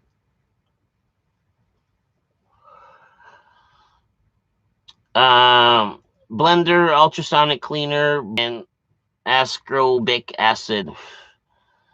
Will source vodka locally. I am supplement junkie. Ephedrine is still legal in Canada, illegal in the USA. The kind of ephedrine that I remember taking, pretty sure is banned, because that was like, oh man, that was some gnarly shit. And Rick 2, are you from Canada?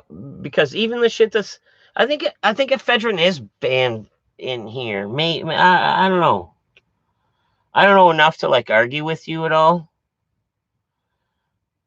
I remember ephedrine. I used to take that with my fraternity brothers for the tingling feeling in your hair. Could buy it at a gas station in Virginia. Truck drivers. See, that's what I mean. Okay, we're talking about different classes of ephedrine.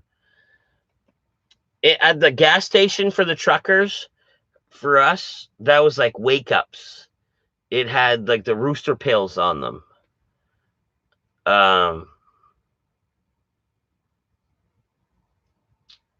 What else could I describe it as? It was the wake ups.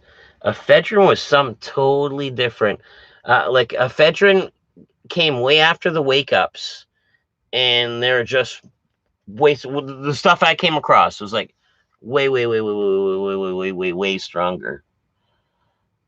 I don't think it's good for your prostate. It was at every 7-Eleven in Virginia in 95. I took a lot of his stuff and I never had ephedrine. Just Googled it and it's not legal in the US now. Yeah, that's what I mean. Like, I'm old enough that I got to experience drugs before they were like illegal, and that ephedrine, like I was saying, it was silly. It was silly. Like, ephedrine wouldn't change your life, but it could change your night. Yeah, I mean, like, you're having that hungover or that whatever or that fucking can't get the. You take some fucking ephedrine pills. Next thing you know, you're like, brap, just like fucking Power Man. You're He-Man. You're fucking all over the fucking wall, man. Bring a pit stick though, because you're gonna sweat a little more. Yeah. No, you actually you didn't miss out. Like, you know what I mean? Like my story isn't really like a fucking sales pitch. It was an anti-sales pitch. It made you get energy, feel uneasy, and sweat a lot. Isn't there two fucking side effects that aren't worth the fucking energy effect? Like, you know what I mean? Like,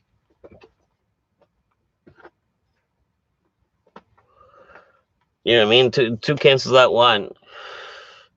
It's like those weird ones. Oh, it's like, oh, you have an ingrown toenail, or you have depression. Actually, the depression one's pretty good. You have a depression. Take these antidepressant pills. Blah, blah, blah, go see your doctor.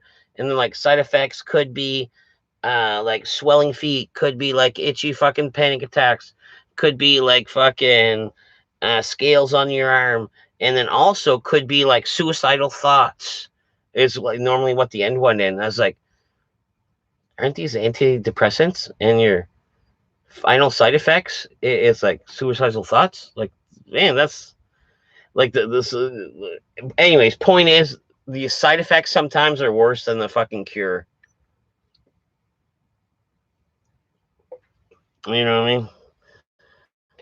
Nowadays, if you got something like cannabis and lots of it might even cure you, whatever it is.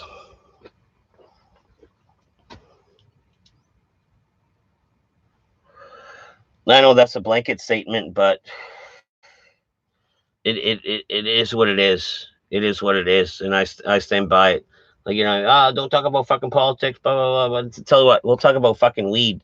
This is Dead Poop 420, and to a lot of people that have like a fucking heavy duty fucking pill cabinet, weed could be the answer to a lot of less pills.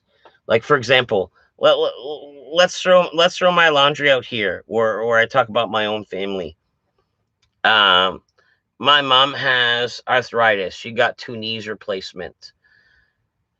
Weed, let's say, even like not even weed. Like, let's go CDB for her.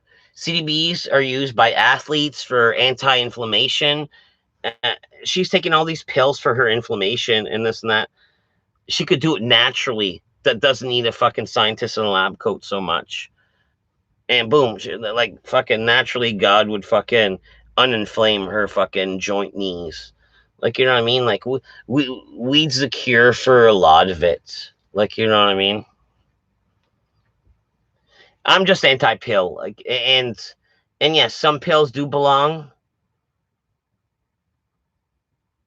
but I think a lot of pills could be avoided. And that's all. That's all. That's also a blanket statement. um, is there a difference between ephedrine and pseudoephedrine? Sudafed.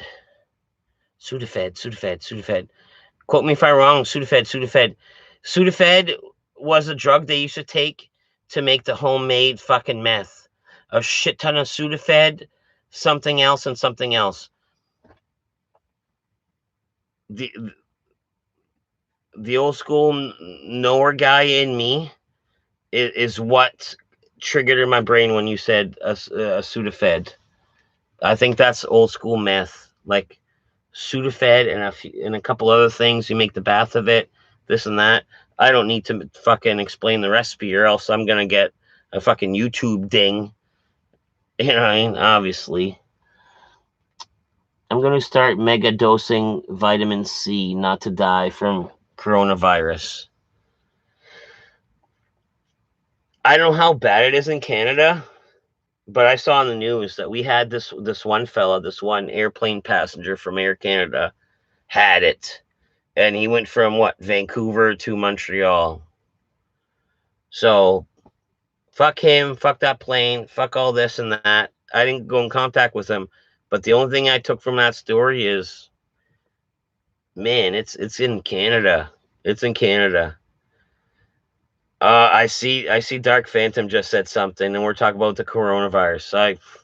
I'd be curious to see what the depths of hell thinks about it.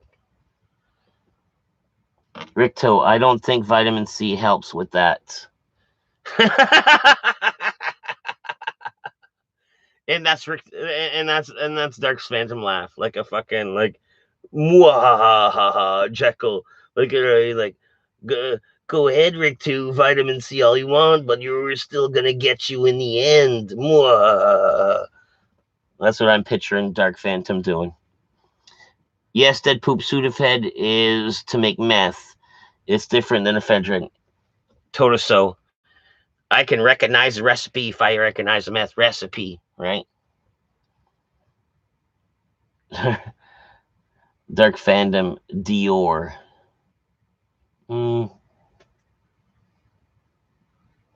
Dior. I don't know if that's a fucking one of those, like each letter means a different word. Dior. All right, I'm just gonna do an outside check. It's sounding noisy out here. Just one sec.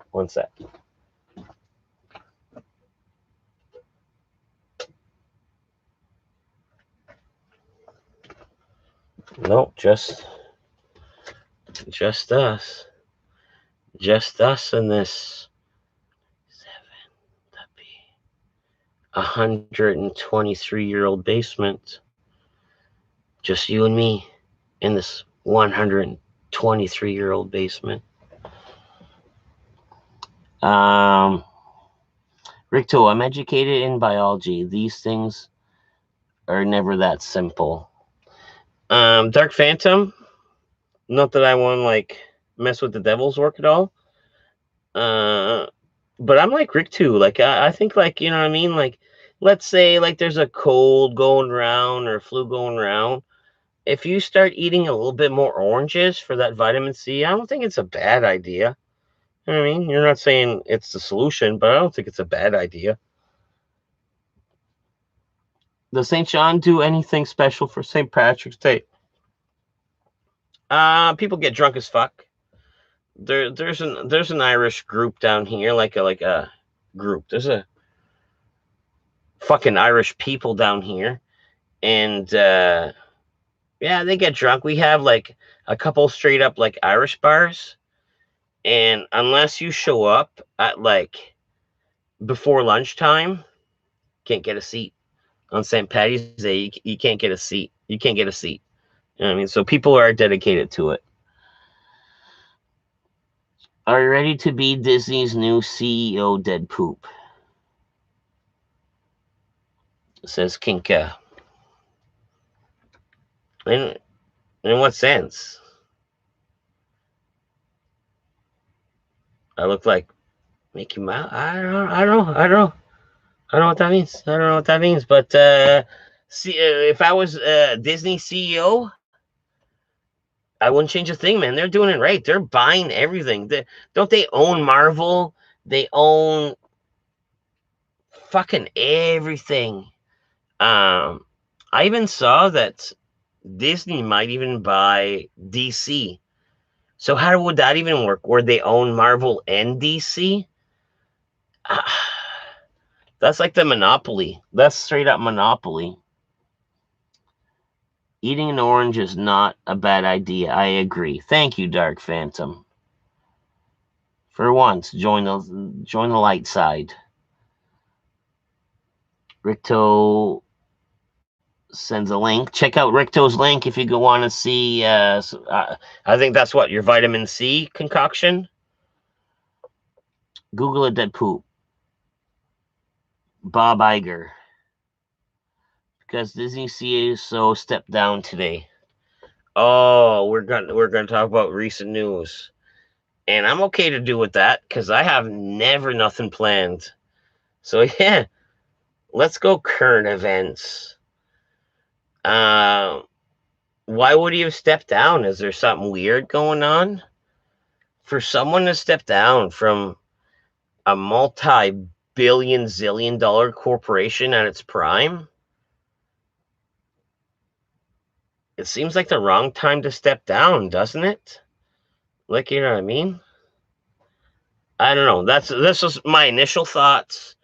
It could be maybe he's got a kid on the way and wants focus time and he's okay just being a millionaire, because I'm sure he is.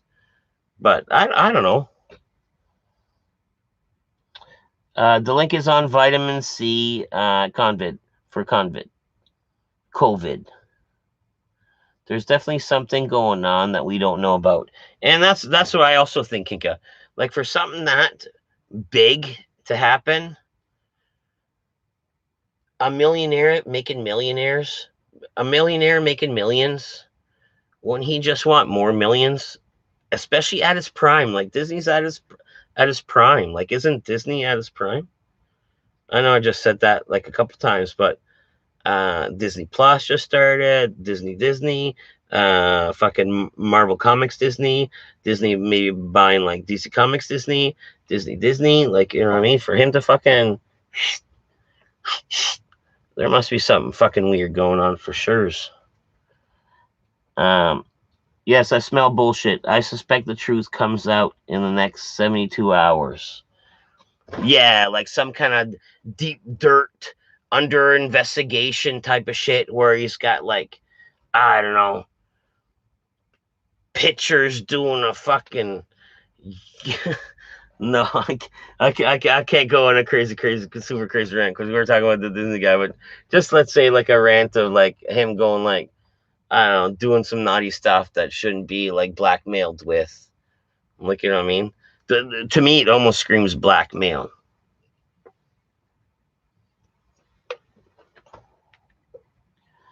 My theory is that has something to do with the coronavirus.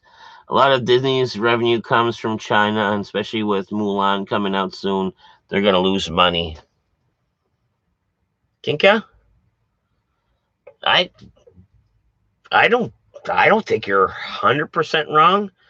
Cause okay, you want to throw that like Mulan from China fucking theory out there, and it's gonna lose money because the whole fucking China virus hype. Isn't that the same thing happening with Wish? Like, you know what I mean? You got fucking Wish. You get your from the warehouse that comes from the fucking coronavirus area, and their sales are fucking way down.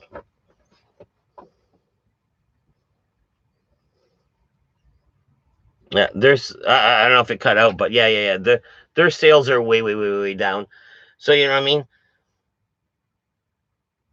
So the whole coronavirus Wish thing is almost like the Disney fucking Mulan, because yes, it is going to be a China related thing. That is kind of a soft subject right now with the virus. So yeah, I could see that. Here's a link to that will save your lives. Bookmark. Quality isotope. So this is more vitamin C, Rick, too? This is vitamin C stuff? And yes, I will look that up. Like, if it's natural. If it's natural.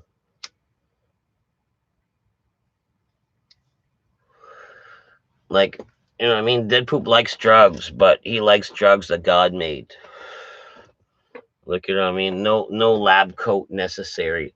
Like, man, weed is fantastic. Hash is fantastic. Shatter, haven't really got into it. Mushrooms are fantastic. Um,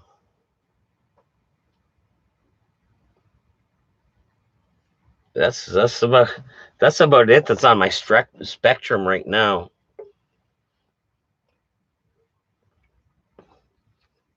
I did want to try the was it salvia? I want to try salvia, and DMT's on my radar. DMT is definitely on my radar. I found a shaman, Mina fella, and I don't think I should say his name until it's a fish. But he has a shaman out of town, and we go do a DMT trip. And with DMT, from what I understand, like you do DMT, and I guess you understand death. You go into this whole world where there's a bunch of geomographic shapes or whatever, and then I don't know. It's like another plane. Joe Rogan's talked about it with people, and I've heard other people. Like, you know what I mean? To me, it sounds interesting. To me, it sounds interesting. Especially, you'd have to go with a shaman just to get the full, like, holy fuck, calm the fuck down. This, you're gonna live through this type of fucking coaching. You know what I mean? I think they're losing about 250 million a day. Shanghai, Hong Kong, just like, oh, okay, because they have the parks out there, and yeah, that makes sense. Vitamin C can help the immune system, but it's not enough to prevent and kill the virus itself. Overdosing vitamin C will not stop you from getting it. You're better off just keeping a balanced diet and following steps proven to avoid infection, like washing hands frequently and avoiding crowds. Fucking Phantom with the advice and let a fella live longer. That's unexpected from his dark self. Salvia isn't fun, and yes, Salvia was like just on my. I just want to like check it off list, but I knew it wasn't going to be enjoyable, and I do agree. But DMT is on my like do and unlock like another like 10% of my brain power almost. Like I'm almost relying on DMT. The only thing fun about Salvia is taking it with people and talking about your trip when it's after over. That's exactly like what happens in Truro after midnight. The only thing fun about it is you can talk about the people that were there, and then you can never speak of it again, and you probably you don't ever want that to happen again. um, I just want to survive it when I get it and suffocate in my sleep. CDC says totally it can be contained. Tossed my salad, yo. I don't think I've ever seen you in here, but oh, do salvia. No, do not do salvia. It's awful. And yes, I was getting those reviews, and I seen the videos, but as a guy that believes in like fucking God medicine, I almost just want to do it just the once, like just a little bit, just the once. You know what I mean? Like, well, yeah, you see God spirits on DMT, and that's what I'm hoping for, Fiji. And I hear from what a lot of people say, like I remember Mike Tyson and Joe Rogan talked about it, and it was like Mike Tyson, and they both agreed, and they both said the same thing. It was almost like you're not scared of death afterwards. And I know, as a grown man, I don't want to say I'm scared of death, but taking a drug that alleviates all scaredness of it, that sounds kind of pleasing. Let me understand the mysteries of the world for those fucking, I don't know, 1 hour trip, and let me just not be scared of death, and let me just like boom. I almost think fucking Albert Einstein got DMT because you guys know the story of him. You know, Albert Einstein was this. Let me just wet my whistle here 1 sec. Albert Einstein was almost a fucking dumbass.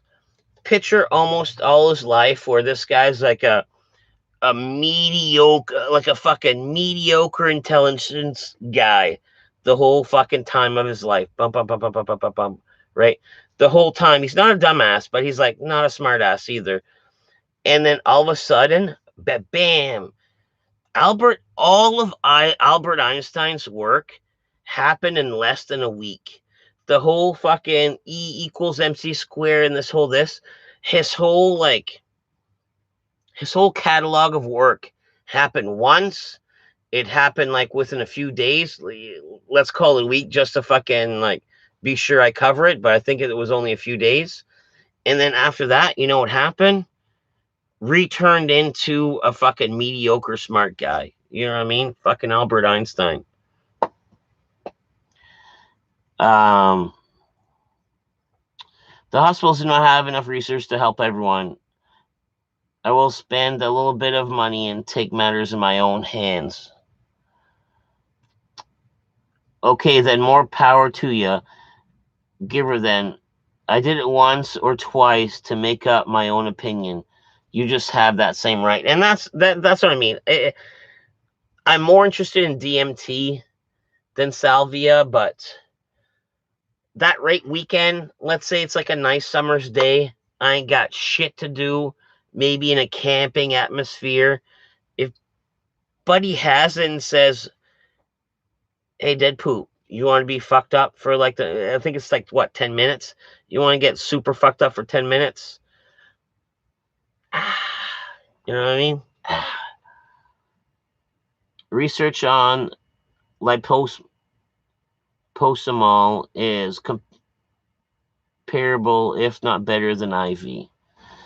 Yeah, man, I saw God or aliens or spirit or something on DMT. See, that's what Fiji, you're just confirming everything I hear, because it almost sounds like everyone, from what I hear from everyone, DMT, it almost seems like you get on this one plane, and once you're on this one plane, everyone's trip is so crazy but similar.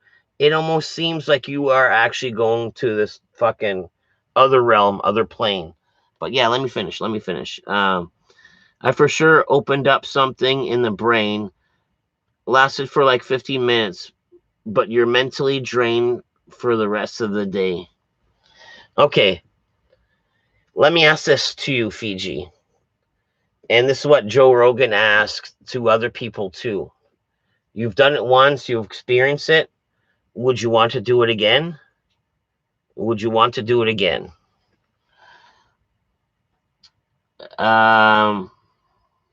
Make sure you record it. That's the true fun in the experience. And yes, I would try to record it. Yeah. You're 100% in another plane of existence. Deadpool, do you think the pyramids were built with the guidance of extraterrestrial intelligence? Johnny, we know each other well enough at this point that you don't even have to ask that answer. A fucking 100% yes. 100% yes. Like, you know what I mean? Like, everywhere's in history, there's like fucking like help from the skies, like fucking like let's carve some fucking flying saucers in this fucking cave wall, says the caveman. Let's fucking carve some fucking flying saucers in the pyramid walls, says the fucking pyramidians. Let me fucking carve some fucking flying saucers in China in the old times where they did in the fucking Tibetan temple and shit. You know what I mean? Hey, fucking aliens helped out, dude. Aliens helped out. Aliens. DMT's the whole thing. Going to speak against it. Not going to speak against it. Couldn't. Yeah, that was a whole other thing. Fuck yeah, I have my own story though. I did many drugs when I was younger, so I don't do anything now. I only took DMT once, but I took it like 3 or 4 times over a 2-hour period. So you made a day of it. Instead of having that one spiritual journey or whatever, you made a day of it and like multiple. That's almost like back in the day with the acid. Like, you know what I mean? Like when you're young and full of fucking piss and vinegar, when you take that acid and you know it's gonna be a fucking trip for 4 hours. Before those 4 hours are done, you know what you do? You take another hit. You know what I mean? So yeah. The fucking ballsy drug day. I get you. I feel like it's something you can do 5 or 10 years or so to send yourself. Yeah, like almost. Yeah. You don't want to turn an addict into it, but almost like center your chakra almost every few years, and that's the way I think from the smart, responsible people I'm hearing from is almost how you do it. Like, you know what I mean? Like, yeah, DMT is cool, but it's not that weekend fucking designer drug. It's that let me fucking refocus your fucking whole chakra energy once every, I don't know, 2, 3 years. Like, you know what I mean? It could be, you know, I mean, years in between. And to me, that's perfect.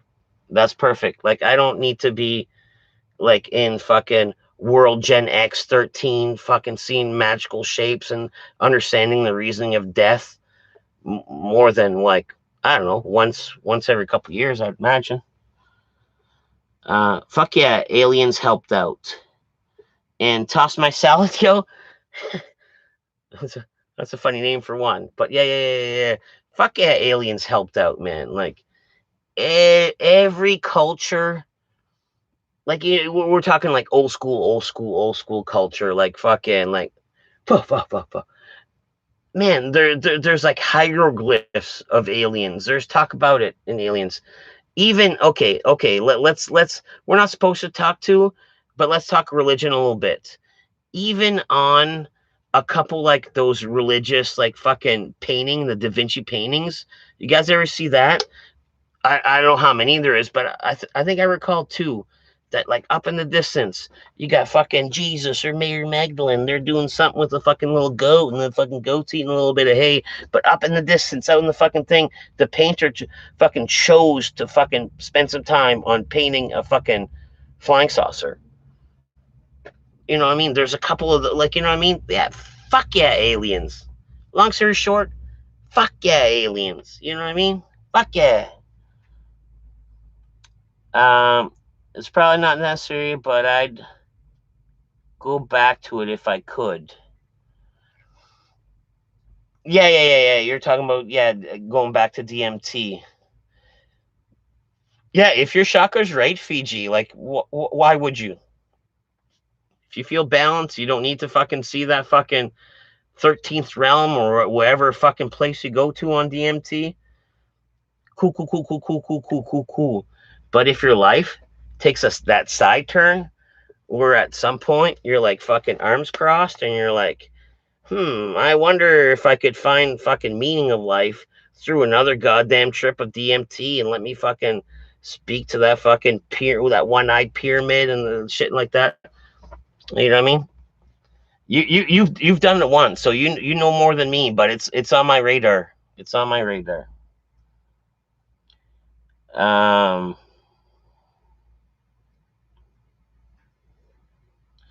Well, when you go there and you see everything, you want to go back. Yeah, exactly right. You're right about it. You have the right mindset. I think you'll enjoy it. Just make sure you're comfortable physically and mentally beforehand. And normally I'd be all fucking full cannons blazing. Normally I'd be like, let me do these drugs, blah blah blah. Let me just do. But I've been having like little panic attacks, and it's almost, and and I've done my own research, and I went to, it's called greening out, where it almost is like the weed is too strong, and sometimes I'll go like a few days without smoking, and then that next day I'm like thinking I'm like Snoop Dogg again, and I'm like blah blah blah. It's greening out. So, anyways, that being said, where I did feel a couple panic attacks before, this DMT, super excited to do it, but let me do it as a responsible adult with a shaman. Like I would have to drive like an hour and a half out of town. There's this guy that, guess what he's been doing the last fucking 10 years? He's been coaching DMT people into the fucking never worlds. Like, you know what I mean? I'm going to hang out with this guy when I do it for the first time. And then from there, then I'll think twice to see if I need this fucking fella, you know?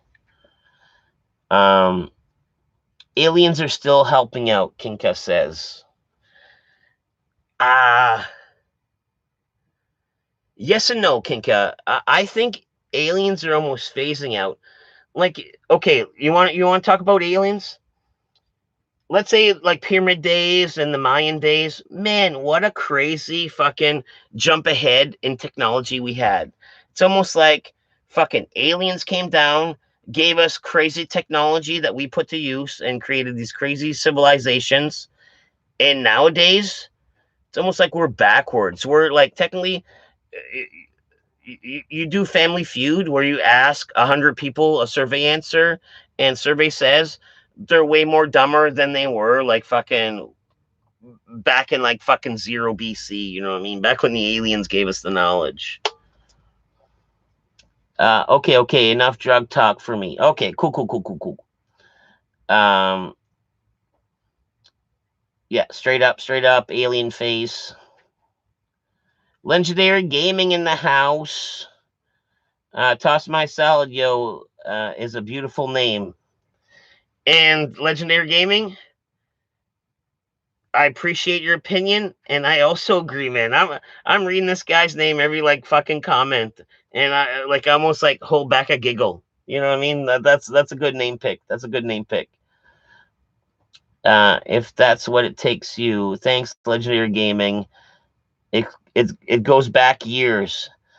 If he's a legit shaman, you'll be taking Hayusa before DMT, which is the traditional way of doing it, which lasts 15 hours and involves purge before you get high. And I have done my research, like through my fella that's introduced me to a fella and then this and that.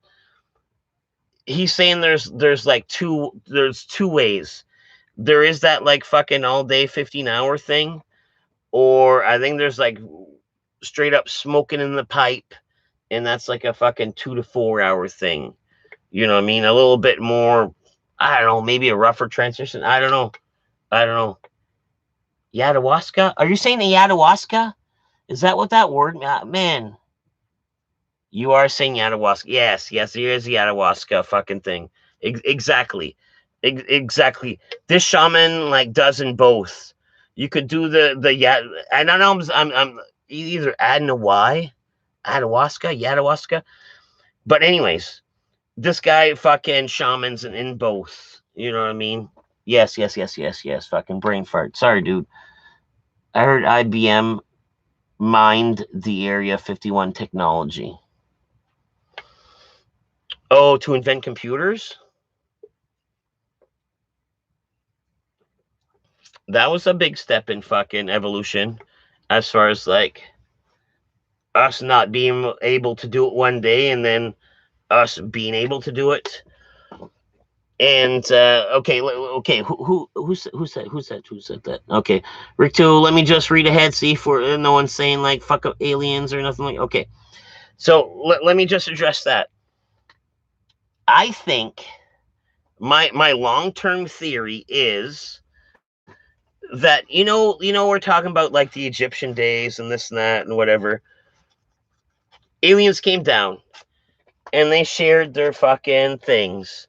And when people say their stories about being abducted, they're like fucking being probed and this and that and whatever, tested on. I think almost at this point, almost all humans, it's almost like, what's that? Genealogy and Me, or that fucking 30-day plus, or that tree of life, fucking where you fucking find out what you are. It's almost like if they really had the thing, everyone would have a certain percent of alien. I think everyone's a certain percentage of alien, and then some are more. Like Elon Musk, I think dabbles in the 50% alien zone. Like, you know what I mean? Just a higher fucking alien percentage. You know what I mean? That's my weird nonsensical fucking alien fucking makes no sense theory. You know what I mean? I was going being up. Hi, yes, happy you said it first. Yes. It's going to being up. Hi, yeah. I had a chance to take it 2 years ago with a shaman in Mexico, but I was still mentally healing from all my substance abuse. I missed out, man. Well, you can't turn back time, but it happens. It happens. I was supposed to play fucking radio bingo off a fucking fishing boat last summer on fucking mushrooms, and I opted to like not do that because being on a small boat with fucking 8 guys fucking played radio bingo, all fucking smashed on mushrooms. To me, that almost sounds like mental prison, where before the night's over, before my trip's done, I would just lost my shit and probably just try to swim to shore or something. You know what I mean? Like, if it's not right, it's not right. The difference is natural versus not natural. Only lasts for 30 minutes. Feels like hours, though. Yeah. It may have helped you with passing the addiction, Fiji. We're all part aliens. Oh, stream is breaking. They don't want us to know the truth. Is the stream break? Is it good now? Yes. Man, I'm late. I'm late on these. I don't know if I've been chatting, but fucking list. It may help you to. Okay, yeah. Okay. You're totally right. Totally right. You probably mean totally right. And yeah, I would definitely agree with you agreeing with me. All right. I like you, bud. Thank you, Toss My Salad. I've been appreciating your comment and you hanging out. So far, the feeling's quite mutual. Feeling's quite mutual this evening. When you get your DNA sequence, there's always a percentage that is unclassified. That's probably the alien amount. I've never had it done, but I know what I know what a lot of mine would be. Like probably European, like a certain amount, like European, French, white, and then native too. And then like that pinch of alien, like I said, I bet you I have a pinch of that. I appreciate your streams. Thank you, AFM. Radio bingo is so Canadian. I fucking love it. And man, I love radio bingo. But you know what you can't do radio bingo with? I won't name names, but this one fella, fucking chatterbox. He fucking comes in while we're fucking trying to play the radio bingo. And when they call your numbers and you hear it on the radio, that's it. He won't fucking double dip in the fucking number call, right? So this guy, well, hey guys, we're like, man, what did he say? Like B14? What was that? And and fuck, we kicked this guy out a few times. Like, dude, you gotta fucking go. You gotta go. We're fucking out here fucking dabbing. You gotta fucking go. Yoey, I consider it, but I never knew I wasn't. I was already 2 years clean, except for alcohol and nicotine, but I wasn't ready, and still I'm not ready to go back to it all. Ricto saying 10 people, and yes, 10 people is an achievement. Man, 10 people. Whoa, oh my god. Bow, bow, bow, bow, bow, bow, bow. Not quite my best, but I'm glad you pointed out. Still something to celebrate. 10 people is, and Rick 2 is the ones that are in here. He's always one of the 10. He's always one of the 4. So yeah, you're right. 10 recognized, 10 Rick 2. Yeah, that is a great number. Thank you. I'm all messed up, man. Says Fiji. Trust my solid. I didn't break up the stream. It did break up the stream. Wait, when the truth came out. So yeah, the government does want to stop this. The government doesn't want the alien talk. I think the fucking orange man already knows I know too much. And the raccoon sounds I'm hearing outside isn't quite raccoons. I think they're setting up their gear. They've also measured how much Neanderthal you've got. Poop is a missing link. 10 sheets of viewers. We actually hit 11 for a sec. Actually, I was for one job site. I don't know if this helps if I take the glasses off, but for this one job site, my nickname was Caveman. Like, as a scaffolder, as a construction guy, I worked a lot of job site. So I was just like, no one's happy to be here, so I'm walking around so anyways, they called me the fucking caveman. I guess I look like a caveman a little bit. Not a Neanderthal, but a caveman. That explains only 10 watchers too.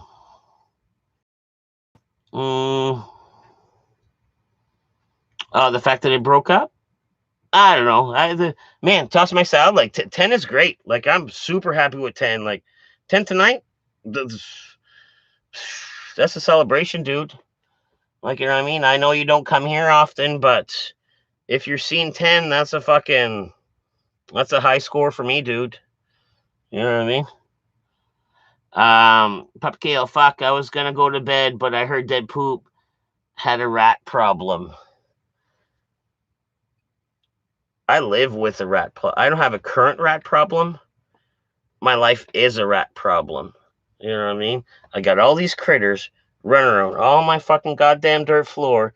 And also, you got them fucking guys out there fucking chip-chapping too much, flapping their goddamn lips. And you know what I mean? Both rats need to be fucking terminated, bro. You know what I mean? Government raccoons are running the jammers on the law. I'm relaxing in bed, wearing shorts, not smoking bong hits off the side of the bed in front of Dead Poop's face. Or 10's perfect then. Yeah, no, 10 is great. Like 10 is a fucking, you know what I mean? Like you might click on certain streams. You're like, oh man, look at all these hundreds of people in here. Well, 10's the fucking high score for me. And I'll take 10 all day. I'll take 11 all day, though. You know what I mean? I'll do regardless. 4, 5, 2. As long as the number's not 0. Then when it's 0, that's when I'm like, maybe I should just give it up. Nice hanging out with you, bud. I'm from out west. Out west Canada, I take it? Because only a Canadian would call it that. Be real. Schedule with us when you will be on the Ice Vision. Opening my calendar now.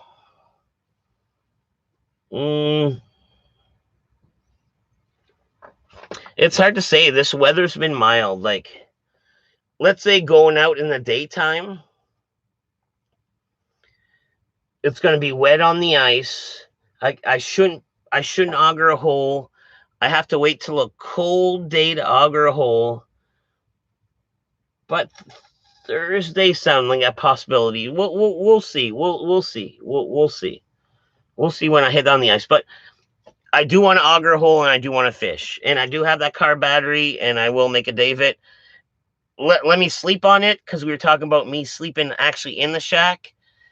And I don't know. I have enough Mill Creek to have a fucking queen size bed area. So I might. And I have a great sleeping bag too. You know what I mean? It's got like the foam on the back already built. So I might. Who knows? Who knows? 11, bro, you're blowing. Thanks, Papa Kale. Thank you. Bite the head off that smelt, but don't nick the stomach. Yeah, from Alberta. Oh, cool. From Alberta. I actually lived in Alberta for a while. I lived in Kananaskis for like a year and a half. But yeah. You don't want to fucking bite that fish too deep. I did it once this year, and yeah,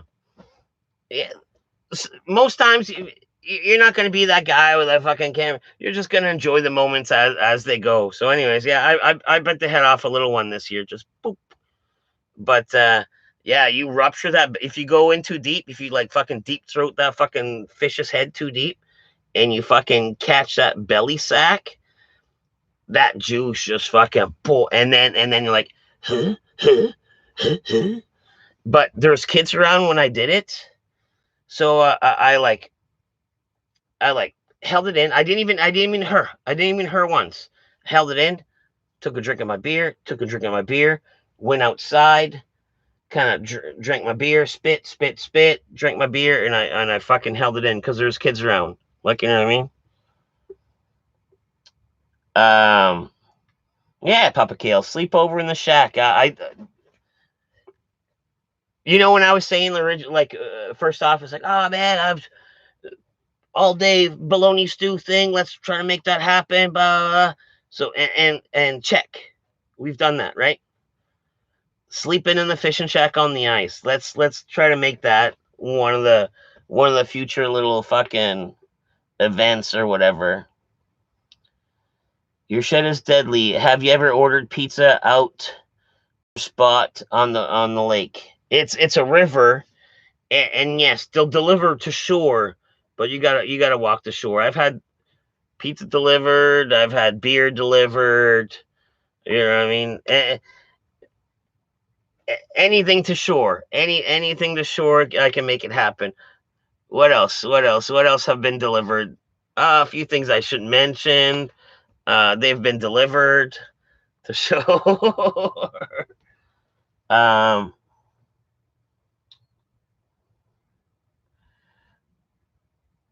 That's brilliant salad. I want to see that call.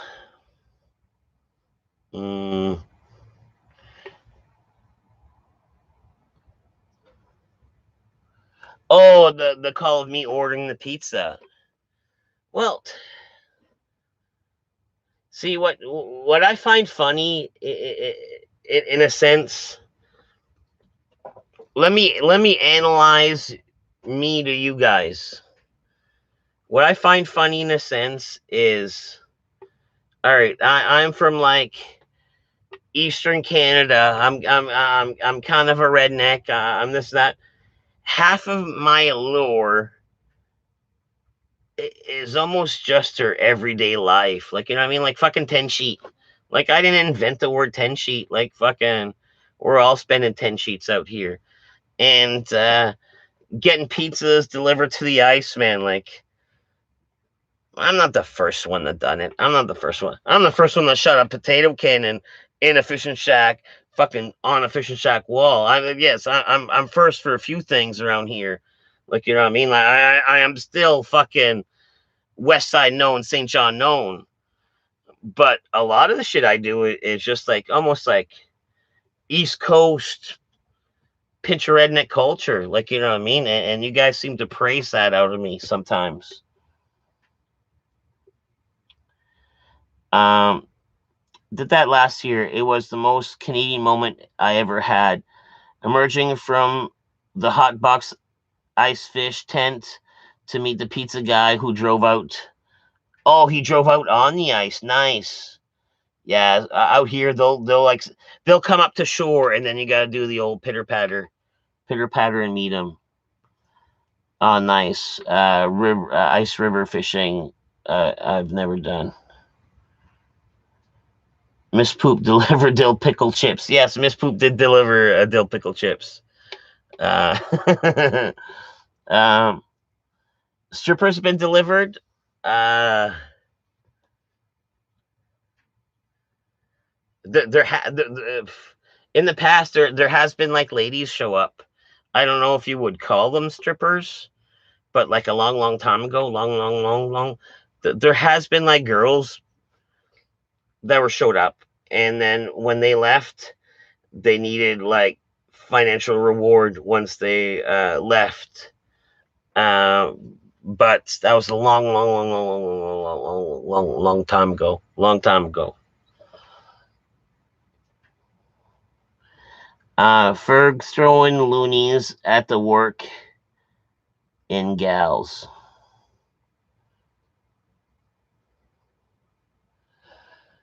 Ferg's throwing loonies at the yeah. Ferg's throwing beers. That's for damn sure. Potato cannon is lit. Just watching that video now. Okay, cool. Love the shack. You need a boat this summer. And I do need a boat this summer to get Buddy's fucking auger. I got the coordinates GPS in my phone. Buddy lost an auger in a hole right outside my shack. And it was like a borrowed auger. It'd almost be like, hey, fella, can I borrow your auger for a moment? I'll be very gentle with it. And he does the hole, and then the pin lets go, and bloop, the whole fucking auger fucking drops down in the fucking river. And Buddy magnet fished it up. Then it got fished up. Then it went away. And anyways, there's like fucking 5 holes fucking burrowed right outside my fishing shack. And you know how many holes I wanted there? Zero. I wanted 0 holes, but there's like 5 holes by the end of her. Yeah. But I guess the point is, Buddy's not giving up on the auger. He wants to go by boat and try to get it. Strippers are after midnight. Off limit chat. If it's pre Mrs. Poop, I'll talk about all I want. Yes, there has been lady of the evenings in a fishing shack. I've been fishing all my life, so you know what I mean. Like I grew up shack life. There has been some greasy moments, and I don't know what else to talk about it with that. I think that's all anyone should say. Tin roof rusted. I do have a tin roof. It's one small section. It's not rusted. Right over the wood stove, that section. Like the whole carcass is like election signs. That very thin plastic corrugated stuff, all around. And the way I saw it, around the wood stove, that should be wood. So that one whole corner is wood. And then I wrapped metal around it as a heat shield. And where the chimney goes through, I'm not going to have the chimney go through a plastic election sign. I had a tin roof section for where the chimney goes through as well. Yo, dead poop treasure hunt. Oh yeah. It is getting late. Like, should we go through the man purse? Is that still a thing? Good night, Scott. Thanks for hanging out.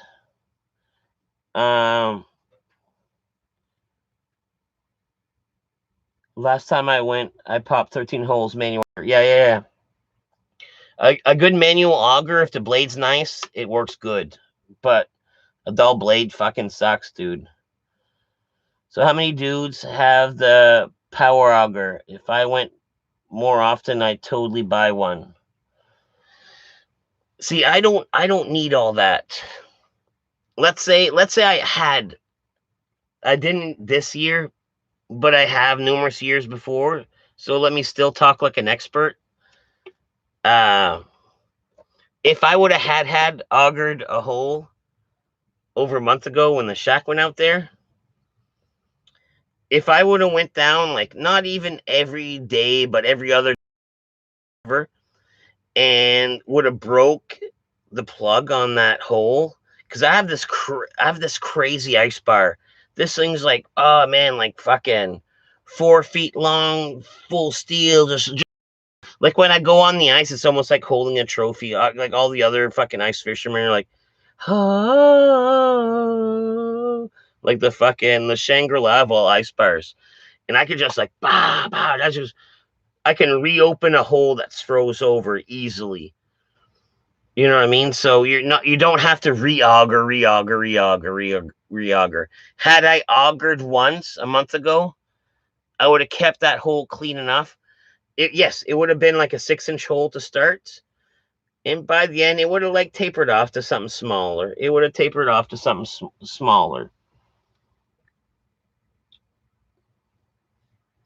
Yeah, but and I even had a power auger, and I didn't really care for it, because you know what I mean. You know what you have to do when a power auger don't start, or you can't get it going good.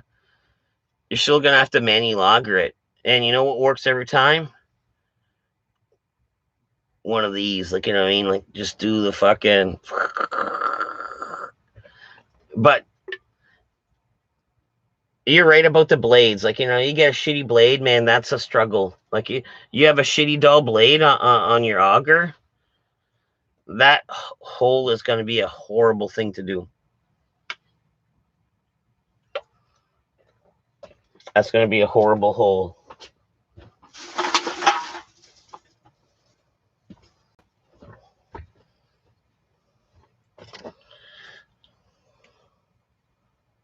All right. So tell you what, I'm a. What's this? I like your song, man. You respect and maintain the hole you had to man. And yes, and I've always used my dad's auger. My dad's super picky about his auger, and you can't re-auger a hole with an auger that's already been augered. That's how some people tend to like dull their blades. You know what I mean? Like, that's why you can auger a virgin hole, but not re-auger a used hole. Like, you know what I mean? Like, if you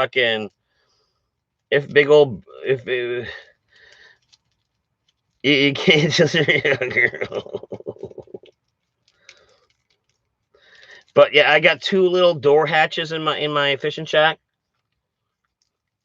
And normally I'd auger one hole and keep the other hole like a virgin hole, just in case for some reasons I can't keep up on the maintenance of the other one. I have a virgin one that I could just auger. Over augering. How are you not scared the ice is gonna break when you're drilling holes through it? Like, what are the chances of that happening? How can you check the ice safety properly?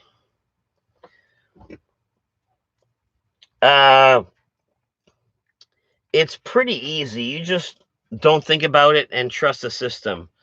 And the system, and this is like legit from people that do it. It's like even on a poster somewheres, I think. But it's something like 3 inches of ice, a human can be out there. 4 inches of ice, a shack can be out there. 6 inches of ice, a fucking car can be out there.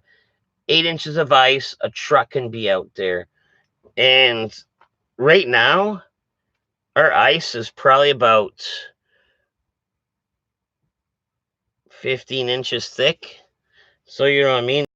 Truck at 8, and we're like 16. Like we're good. We're good. But you know what is freaky though? And this is like, okay, you're there at nighttime and the wind's not blowing. It's a nice calm night. No one's out there. And you're just, the radio's off and you're in your fishing shack. You know what you hear? It's almost like piano wire snapping, like, doing, doing, doing, doing, doing, doing, doing, doing. It's like the ice just cracking itself. Like, you know what I mean? It's not breaking apart and drifting away because there's nowhere to drift, but it's almost like pressure crack. It almost like sounds like high pitched piano wire just snapping, like crickle crackle, doing, doing, doing, doing. It's creepy. It's eerie. Like if you're not used to it, I've seen some people out there that didn't know that was gonna happen, and they got freaked the fuck out. Like it is a little like nerve wracking. Once she's froze, bud. That's right.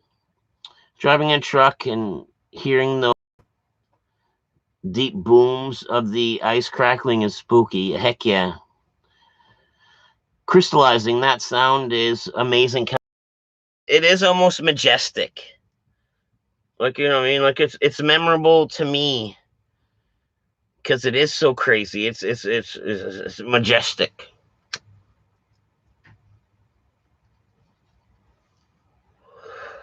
It's almost like a bird, like, you know what I mean? Like 50 years sick, insane, never been ice fishing. I'm from Virginia. That's funny. That's funny. His comment got like slowed down because of like probably about talking about how thick and then Virginia. And I could see YouTube like miss flagging that.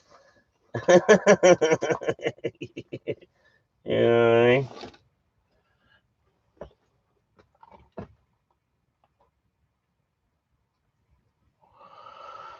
Yeah, no, 15 inches thick is like normal. Like sometimes it's even thicker. Sometimes you do the whole auger in like the full maximum of the auger, like the full maximum of the auger, and then you're not even through the ice, and you have to end up having a bar like mine just to like finish off the few couple fucking inches. It'll get like 2 feet sometimes.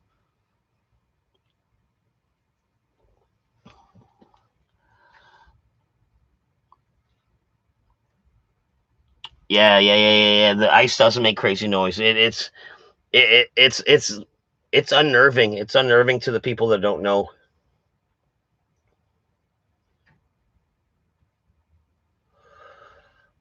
I wonder if there's a way, like, I'd almost would have to need like a good microphone and set it on the ice and like try to record it one time.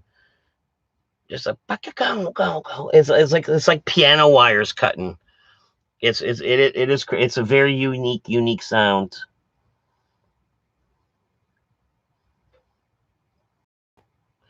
Do you use the flags or fish old school and I just watch the rod? Um,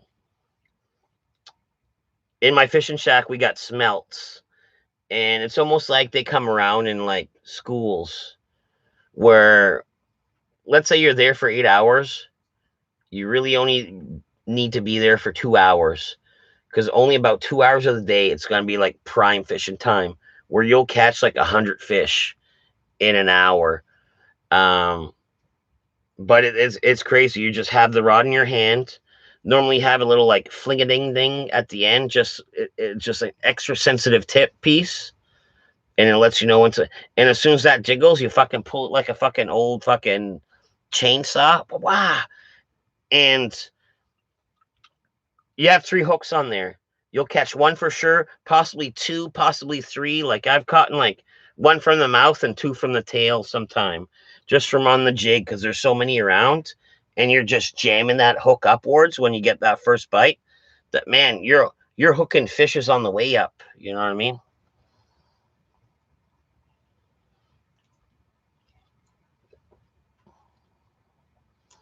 Uh, record that fart first. Yeah. See that fart is more of a visual thing than a sound thing. The only time I've ever heard of ice like that was super early after a night of shrooms. You seen the video on Reddit where they drop a chunk of ice down a borehole in Antarctica? Yeah, I'm the same way with only 1 hook. So yeah, so you're a jiggerman, fisherman jiggerman. No, I didn't see that video, Fiji.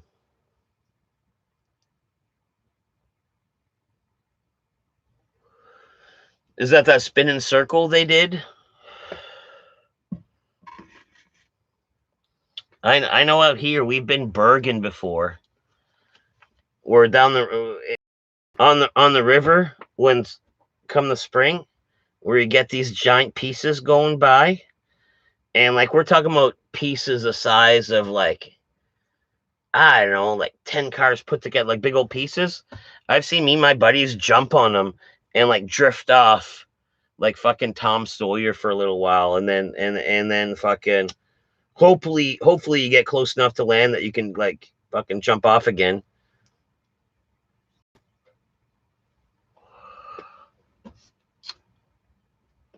Boink, boyoiken yank. I know I'm not reading that right. Boink, boyoya yanking. No, I'm adding an ng. Boink, boyoyank. That's closer. That's closer. I still have no idea what that means. No, they're talking about really thick ice on the river cracking and making noises when you sit there and it's quiet. Because of pressure and currents, I suppose. Well, the ice is ever moving, is forever moving. Like, for example, on the river, the ice will freeze like this. And then let's say you get that snowfall and then you get that mild day, and all that snow and water weight pushes it down. It almost makes it from flat to, was it convex? Concave? Makes it concave, right? And then because all the weight and the ice has become concave now, when you drill your hole, the ice is like this, right? When you drill your hole, you know what's going to happen? The fucking water is going to shoot up and pressurize itself. That's why sometimes it's like, oh man, like now's not the right time for the hole. Now's not the right time for the hole. Like that's why a couple times I'm like, oh, let me just hold off.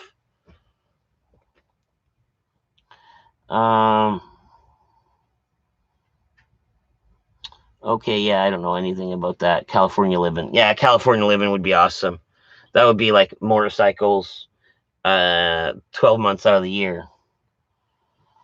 We're out on the East Coast, man. Where are you out? I'm in New Brunswick, Canada. I know it's probably in about description, but I'm too lazy to go check it. Yeah, New Brunswick. You know, you what, Alberta? Yeah, I'm on the other side. You know what I mean?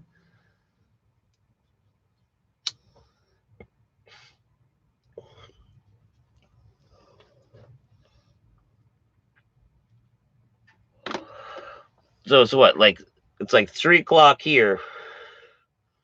So I don't know. A good goal for us would be let's aim for for 4 at the latest. Like, you know what I mean? Like, what's going on here?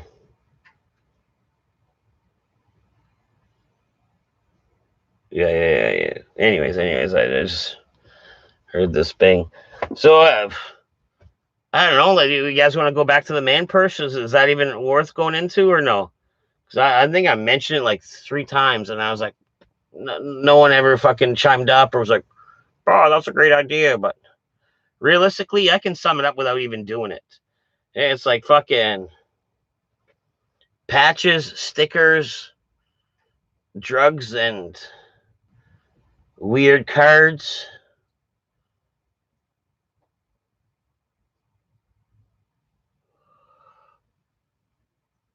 What is this man purse business?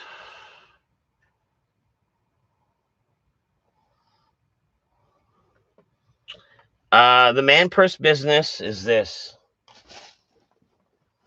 I've talked to Johnny about. I think Johnny was curious. See this thing right here.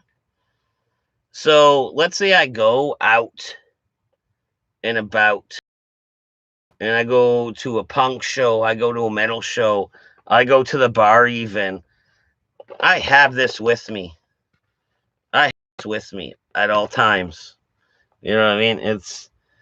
It's like a European carryall, and I choosing to show what carryalls it does. You know, first and foremost, the main pouch is I got a full weed tray. I got a grinder, backup grinder, little. For some reason, when I roll my joints, I always like to have it in a cup, even though this is a grinder. I like to have it in a cup, so then when I have my paper ready, I can do like a nice even like just a, you know what I mean? I can like control the dispensary of the weed onto the joint paper. Uh, so yeah, I bring a big kit, but on this man purse, Merce, European carryall, my weed bag, there's a front pouch, and you know what's in that front pouch? Just a bunch of goodies. Just a bunch of goodies. Um, that's massive. I want to see the Merce. Dead Poop travel set. I, I like that's the old Boy Scout in me. I almost don't want to leave unprepared.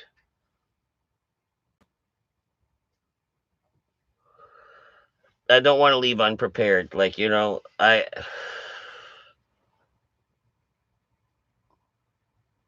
you know, he gets around town.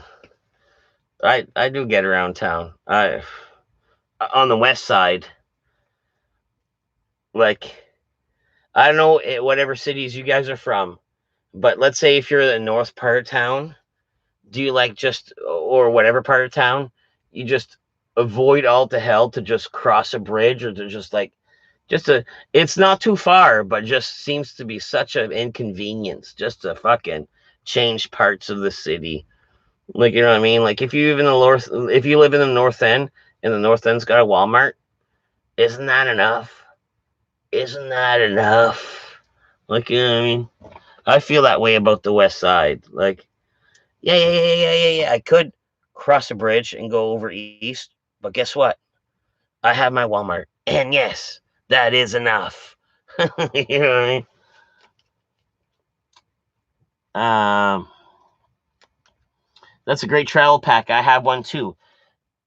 Toss toss my salad, yo. Yeah. It's all about being prepared. Fucking ex Boy Scout. I heard around town sticks my area mostly through naturally. Tornado, earthquake, tsunami, nothing gets between poop and his weed. He's prepared. And I am prepared. I am prepared. So let me make a little area. I gotta be careful. There's like way too many car batteries around here. Way too many car batteries around here.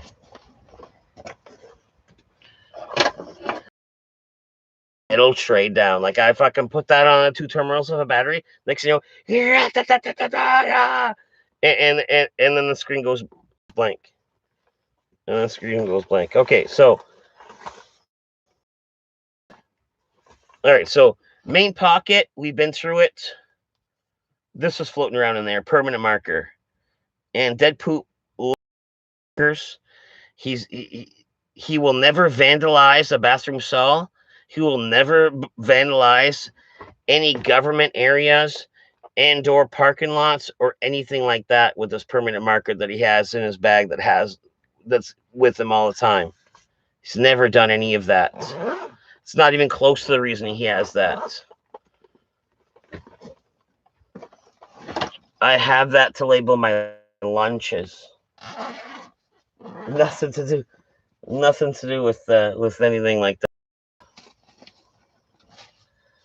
All right, first and foremost, I have a fucking Belle Princess from Frozen bag with 2 Tums.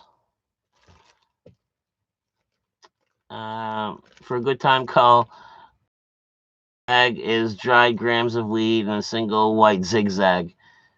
Not even a fucking lighter. See, you haven't been in the Boy Scouts. Like, you seem like ill prepared. Papa Kale, it sounds like I'd be like, oh man, you want to go camping this weekend? And you're like, yeah, hell yeah. And then I would show up with all my stuff, and then you would show up with your stuff, and then you would need my stuff to get through your weekend to camp because you sound ill prepared. All right, so here's CD from the Panic Room. Jay gave me that. This is like a benefit CD. A bunch of the local bands all let's say donated their time to one CD, and the proceeds go to the Panic Room. Like, you know what I mean? The sales of this CD is to help our local jam spot or local like metal scene. Guaranteed there's a dead poop 420 somewhere around town. Nah, I've never done that with that marker that's in my bag that I have with me all the time. I've never once used it.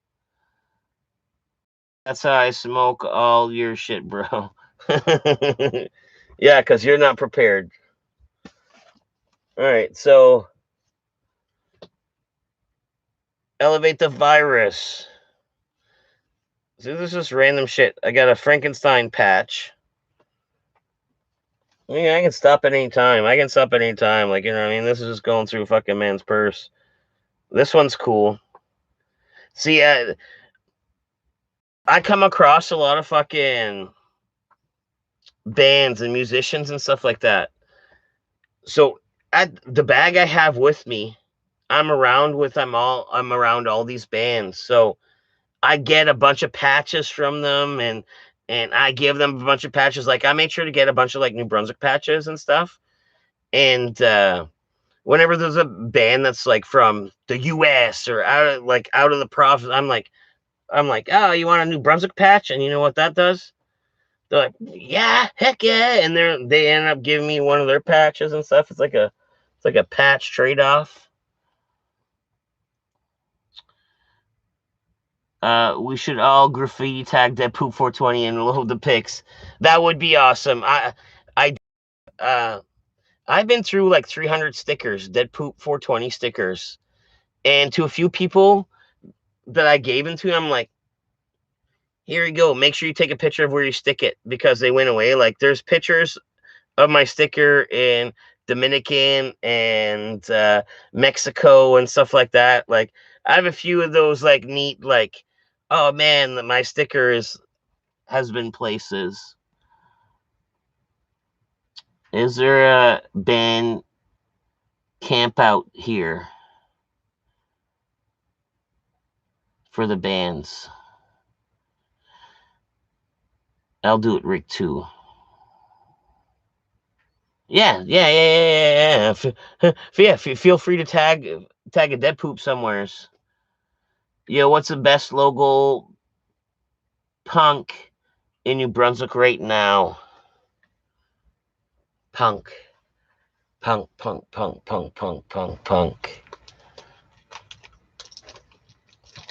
I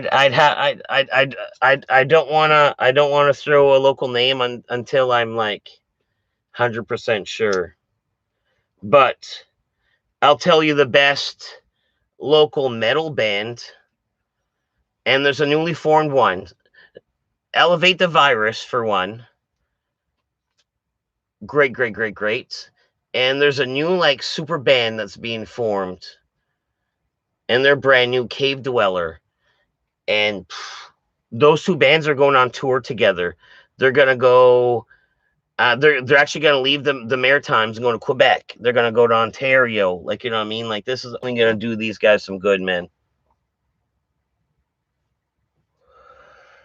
There you go. Speaking of local bands, Neighborhood Watch. These guys are the bomb. These guys are the bomb. Like, you know what I mean? There's so many like small like local band that are so great in their own way that for me to just fucking say one. All right. Let's look at some weird stuff here. Buddy gave me this just because there's Astro Boy on it. I was like, oh man, it's a Shatter pack. Like Buddy Shatter came in this. And I was like, what? Your Shatter came in an Astro Boy thing?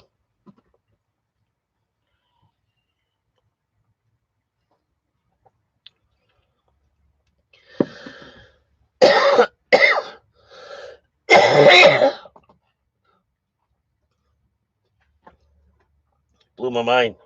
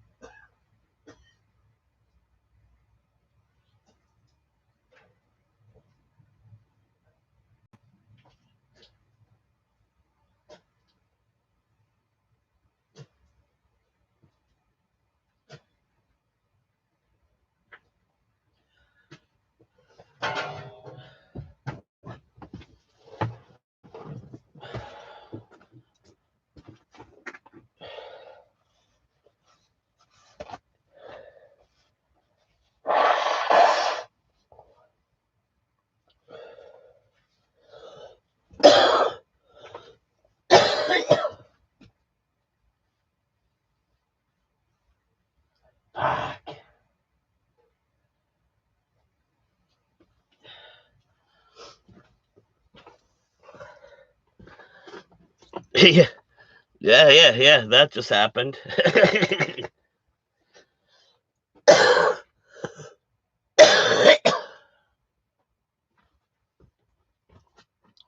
No, we're good. No, call my woman. Oh, I figured I'd get some comments on that. Fair enough, blah, blah, blah, hack of champions, got the virus, blah, blah, blah. No, it was like it's a weird cough, like a cough thing that fucking just got to me. And also Subway, I don't think their bread agrees.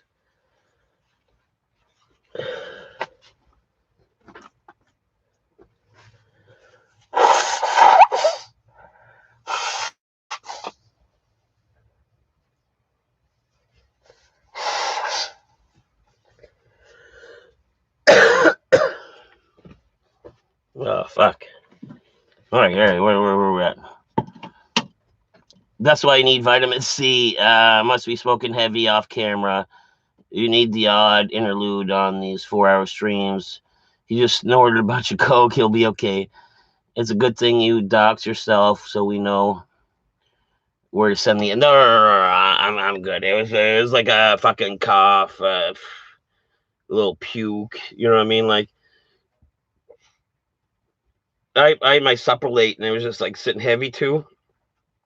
So it's like, anyways. Yes, it was a puke, but it was like an easy one.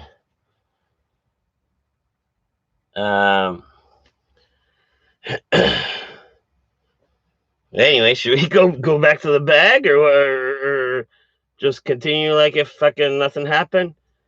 Like like if you guys weren't talking about calling 911.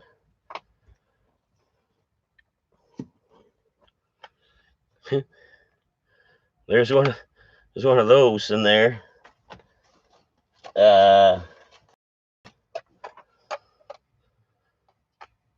One of these.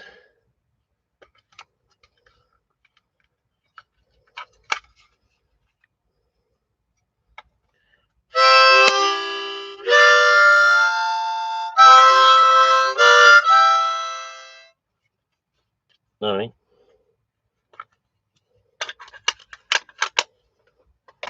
What else is in here? So there's a ton more patches. There's a ton more patches.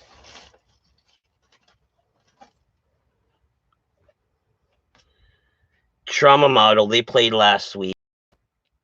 They played. I mean, just random odds and ends. Here, let me just not pull like all just random garbage. See, I got like my daughter got me this. A little like fake Swiss Army knife from one of her trips. That's what she like spent her money for me for this, you know what I mean? Which was, you know what I mean, cool as fuck.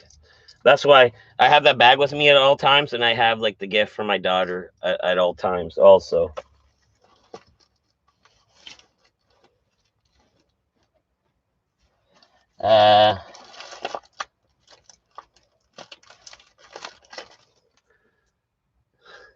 Don't leave home without it. Fucking roll of nickels. You know what I mean? Fucking roll of nickels. You gotta have that. Oh man, I was telling a few buddies how aggressive I was. Was I? Did I talk to you guys that night? I think I did. I don't know. I was all aggressive over some milk crates, like pretty much like threatening almost everyone in the bar with a fucking roll of nickels. Like, you know what I mean? These are pretty crazy. All right, so you got what? G? So you want to know what this G card means? Glory hole. A hole in a wall intended to have an anonymous sex through, often of 10 in washrooms, bars, or bathhouses. Glory holes, hallelujah, whatever. Know who you're fucking or not. Use a condom with lube, duh.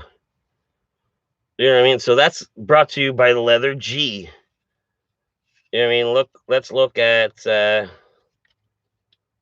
I don't know. Let's jump ahead a little bit. T. Okay, T. All right, the letter T. See that picture? T for what? What do you think?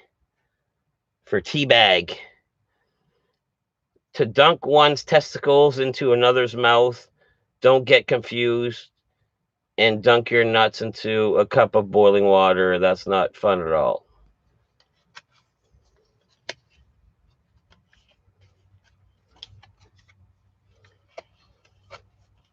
You know what I mean? These are like weird alphabet cards.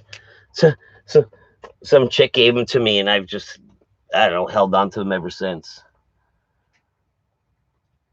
Nothing happened. Show must go on. Yeah. He sprang back.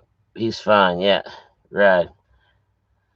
Can't wait until next stream where they use defibrillators to bring poop back to life. Man, it was a fucking little cough session that turned into puke. It was nothing. It was fine. Like, it was fine. That was perfectly fine. I'm 100% okay with that. That happens sometimes. Especially with Subway. Like, I find it sits right here. So you get a couple of those deep coughs, and then that moves the Subway a little bit, and next thing you know, the Subway's here, and it's already wanted to want to come up here, and then you're like, all right, well, let's finish you off. So then you're like, huh, and then poop, and everything does what it wants to do. The Subway wants out. You want to feel better. Couple little huh-hus, and then poof. You know what I mean? I gotta Papa Kale. I gotta sleep. Poop. Get that lung cancer looked at. Peace out, y'all. I've always wanted to ask Canadians this. Have you ever been way up north, like Nunavut, or the northernmost place you've been? Yeah, nobody goes to Nunavut. Like technically, like I said, I lived in Kananaskis. I've been to Banff. I've been to Golden, BC. In Quebec, I've been pretty high up in the cold zone, but not nothing crazy. You know what I mean?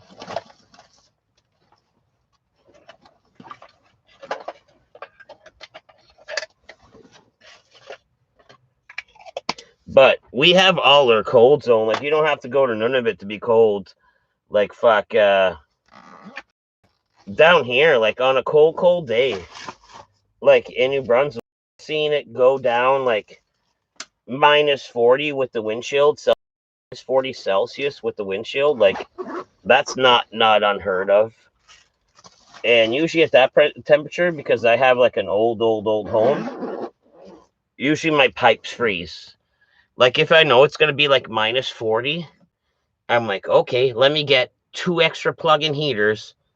Let me like point them at the wall in the general area where my pipes freeze. And then I do this one. Hopefully they don't freeze. But you know what usually happens? They freeze. But then I unthaw them slowly and nothing bursts.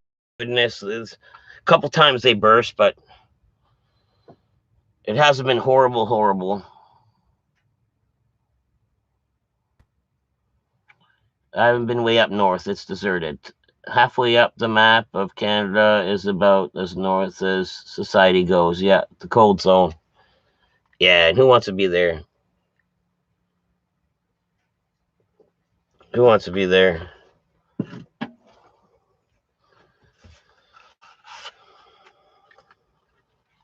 Well, I may or may not have died. No big deal. I may or may not have been streaming for 3 hours now. That's cool as fuck. I'm pretty sure I peaked out. Fucking thank you very much, guys. Fucking mint. Fucking LA Beefs dropped in for a little bit. That was awesome. Fucking mint. So, you know what I mean? All in all, this little puke hiccup, it's a minor setback to a very successful stream. Which, on that note, we're gonna end it. We're gonna end it shortly. Like, you know what I mean? Like 3 hours. Really been here. I puked outside. We've been hanging out for a bit. Cool.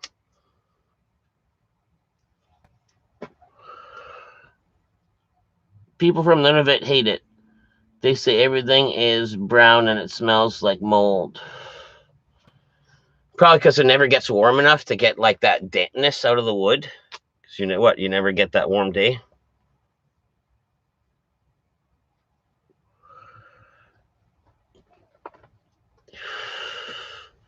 I could see it. I could see it. I could 100% see it. Like if something's like cold, wet, and frozen, it'll never fully dry. So that will mold up. Like I could see them fighting the mold could be a thing.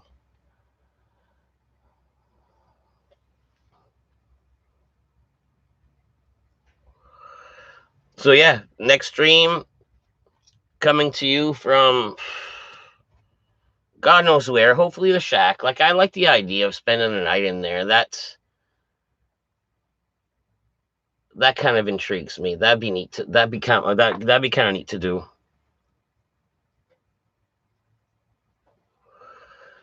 But we'll figure something out. We'll figure something out though. But yeah, next stream from here, from there. I don't know.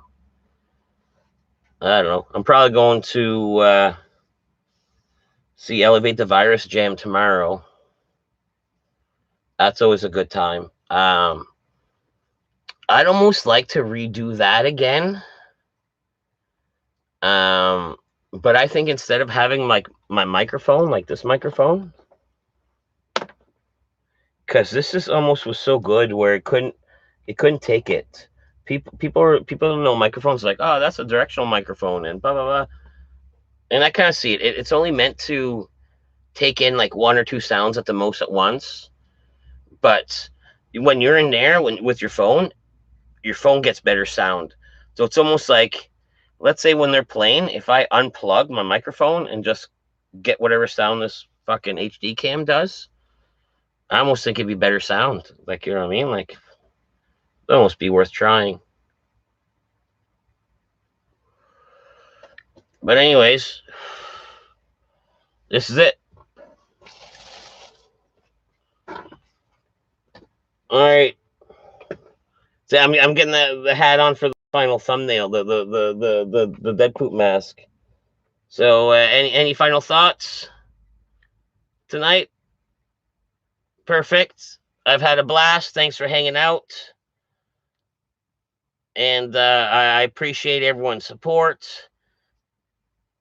And man, I love doing this and hanging out. Like, you know what I mean? Like, yes, we are at 11, but even at 4, even at 2, like, you know what I mean? If someone's willing to hang around, that's what I'll like care about. If someone thinks it's worth spending their time and I think it's okay, then that's all that matters. That's all that matters, really. So that being said, love y'alls and have a good evening.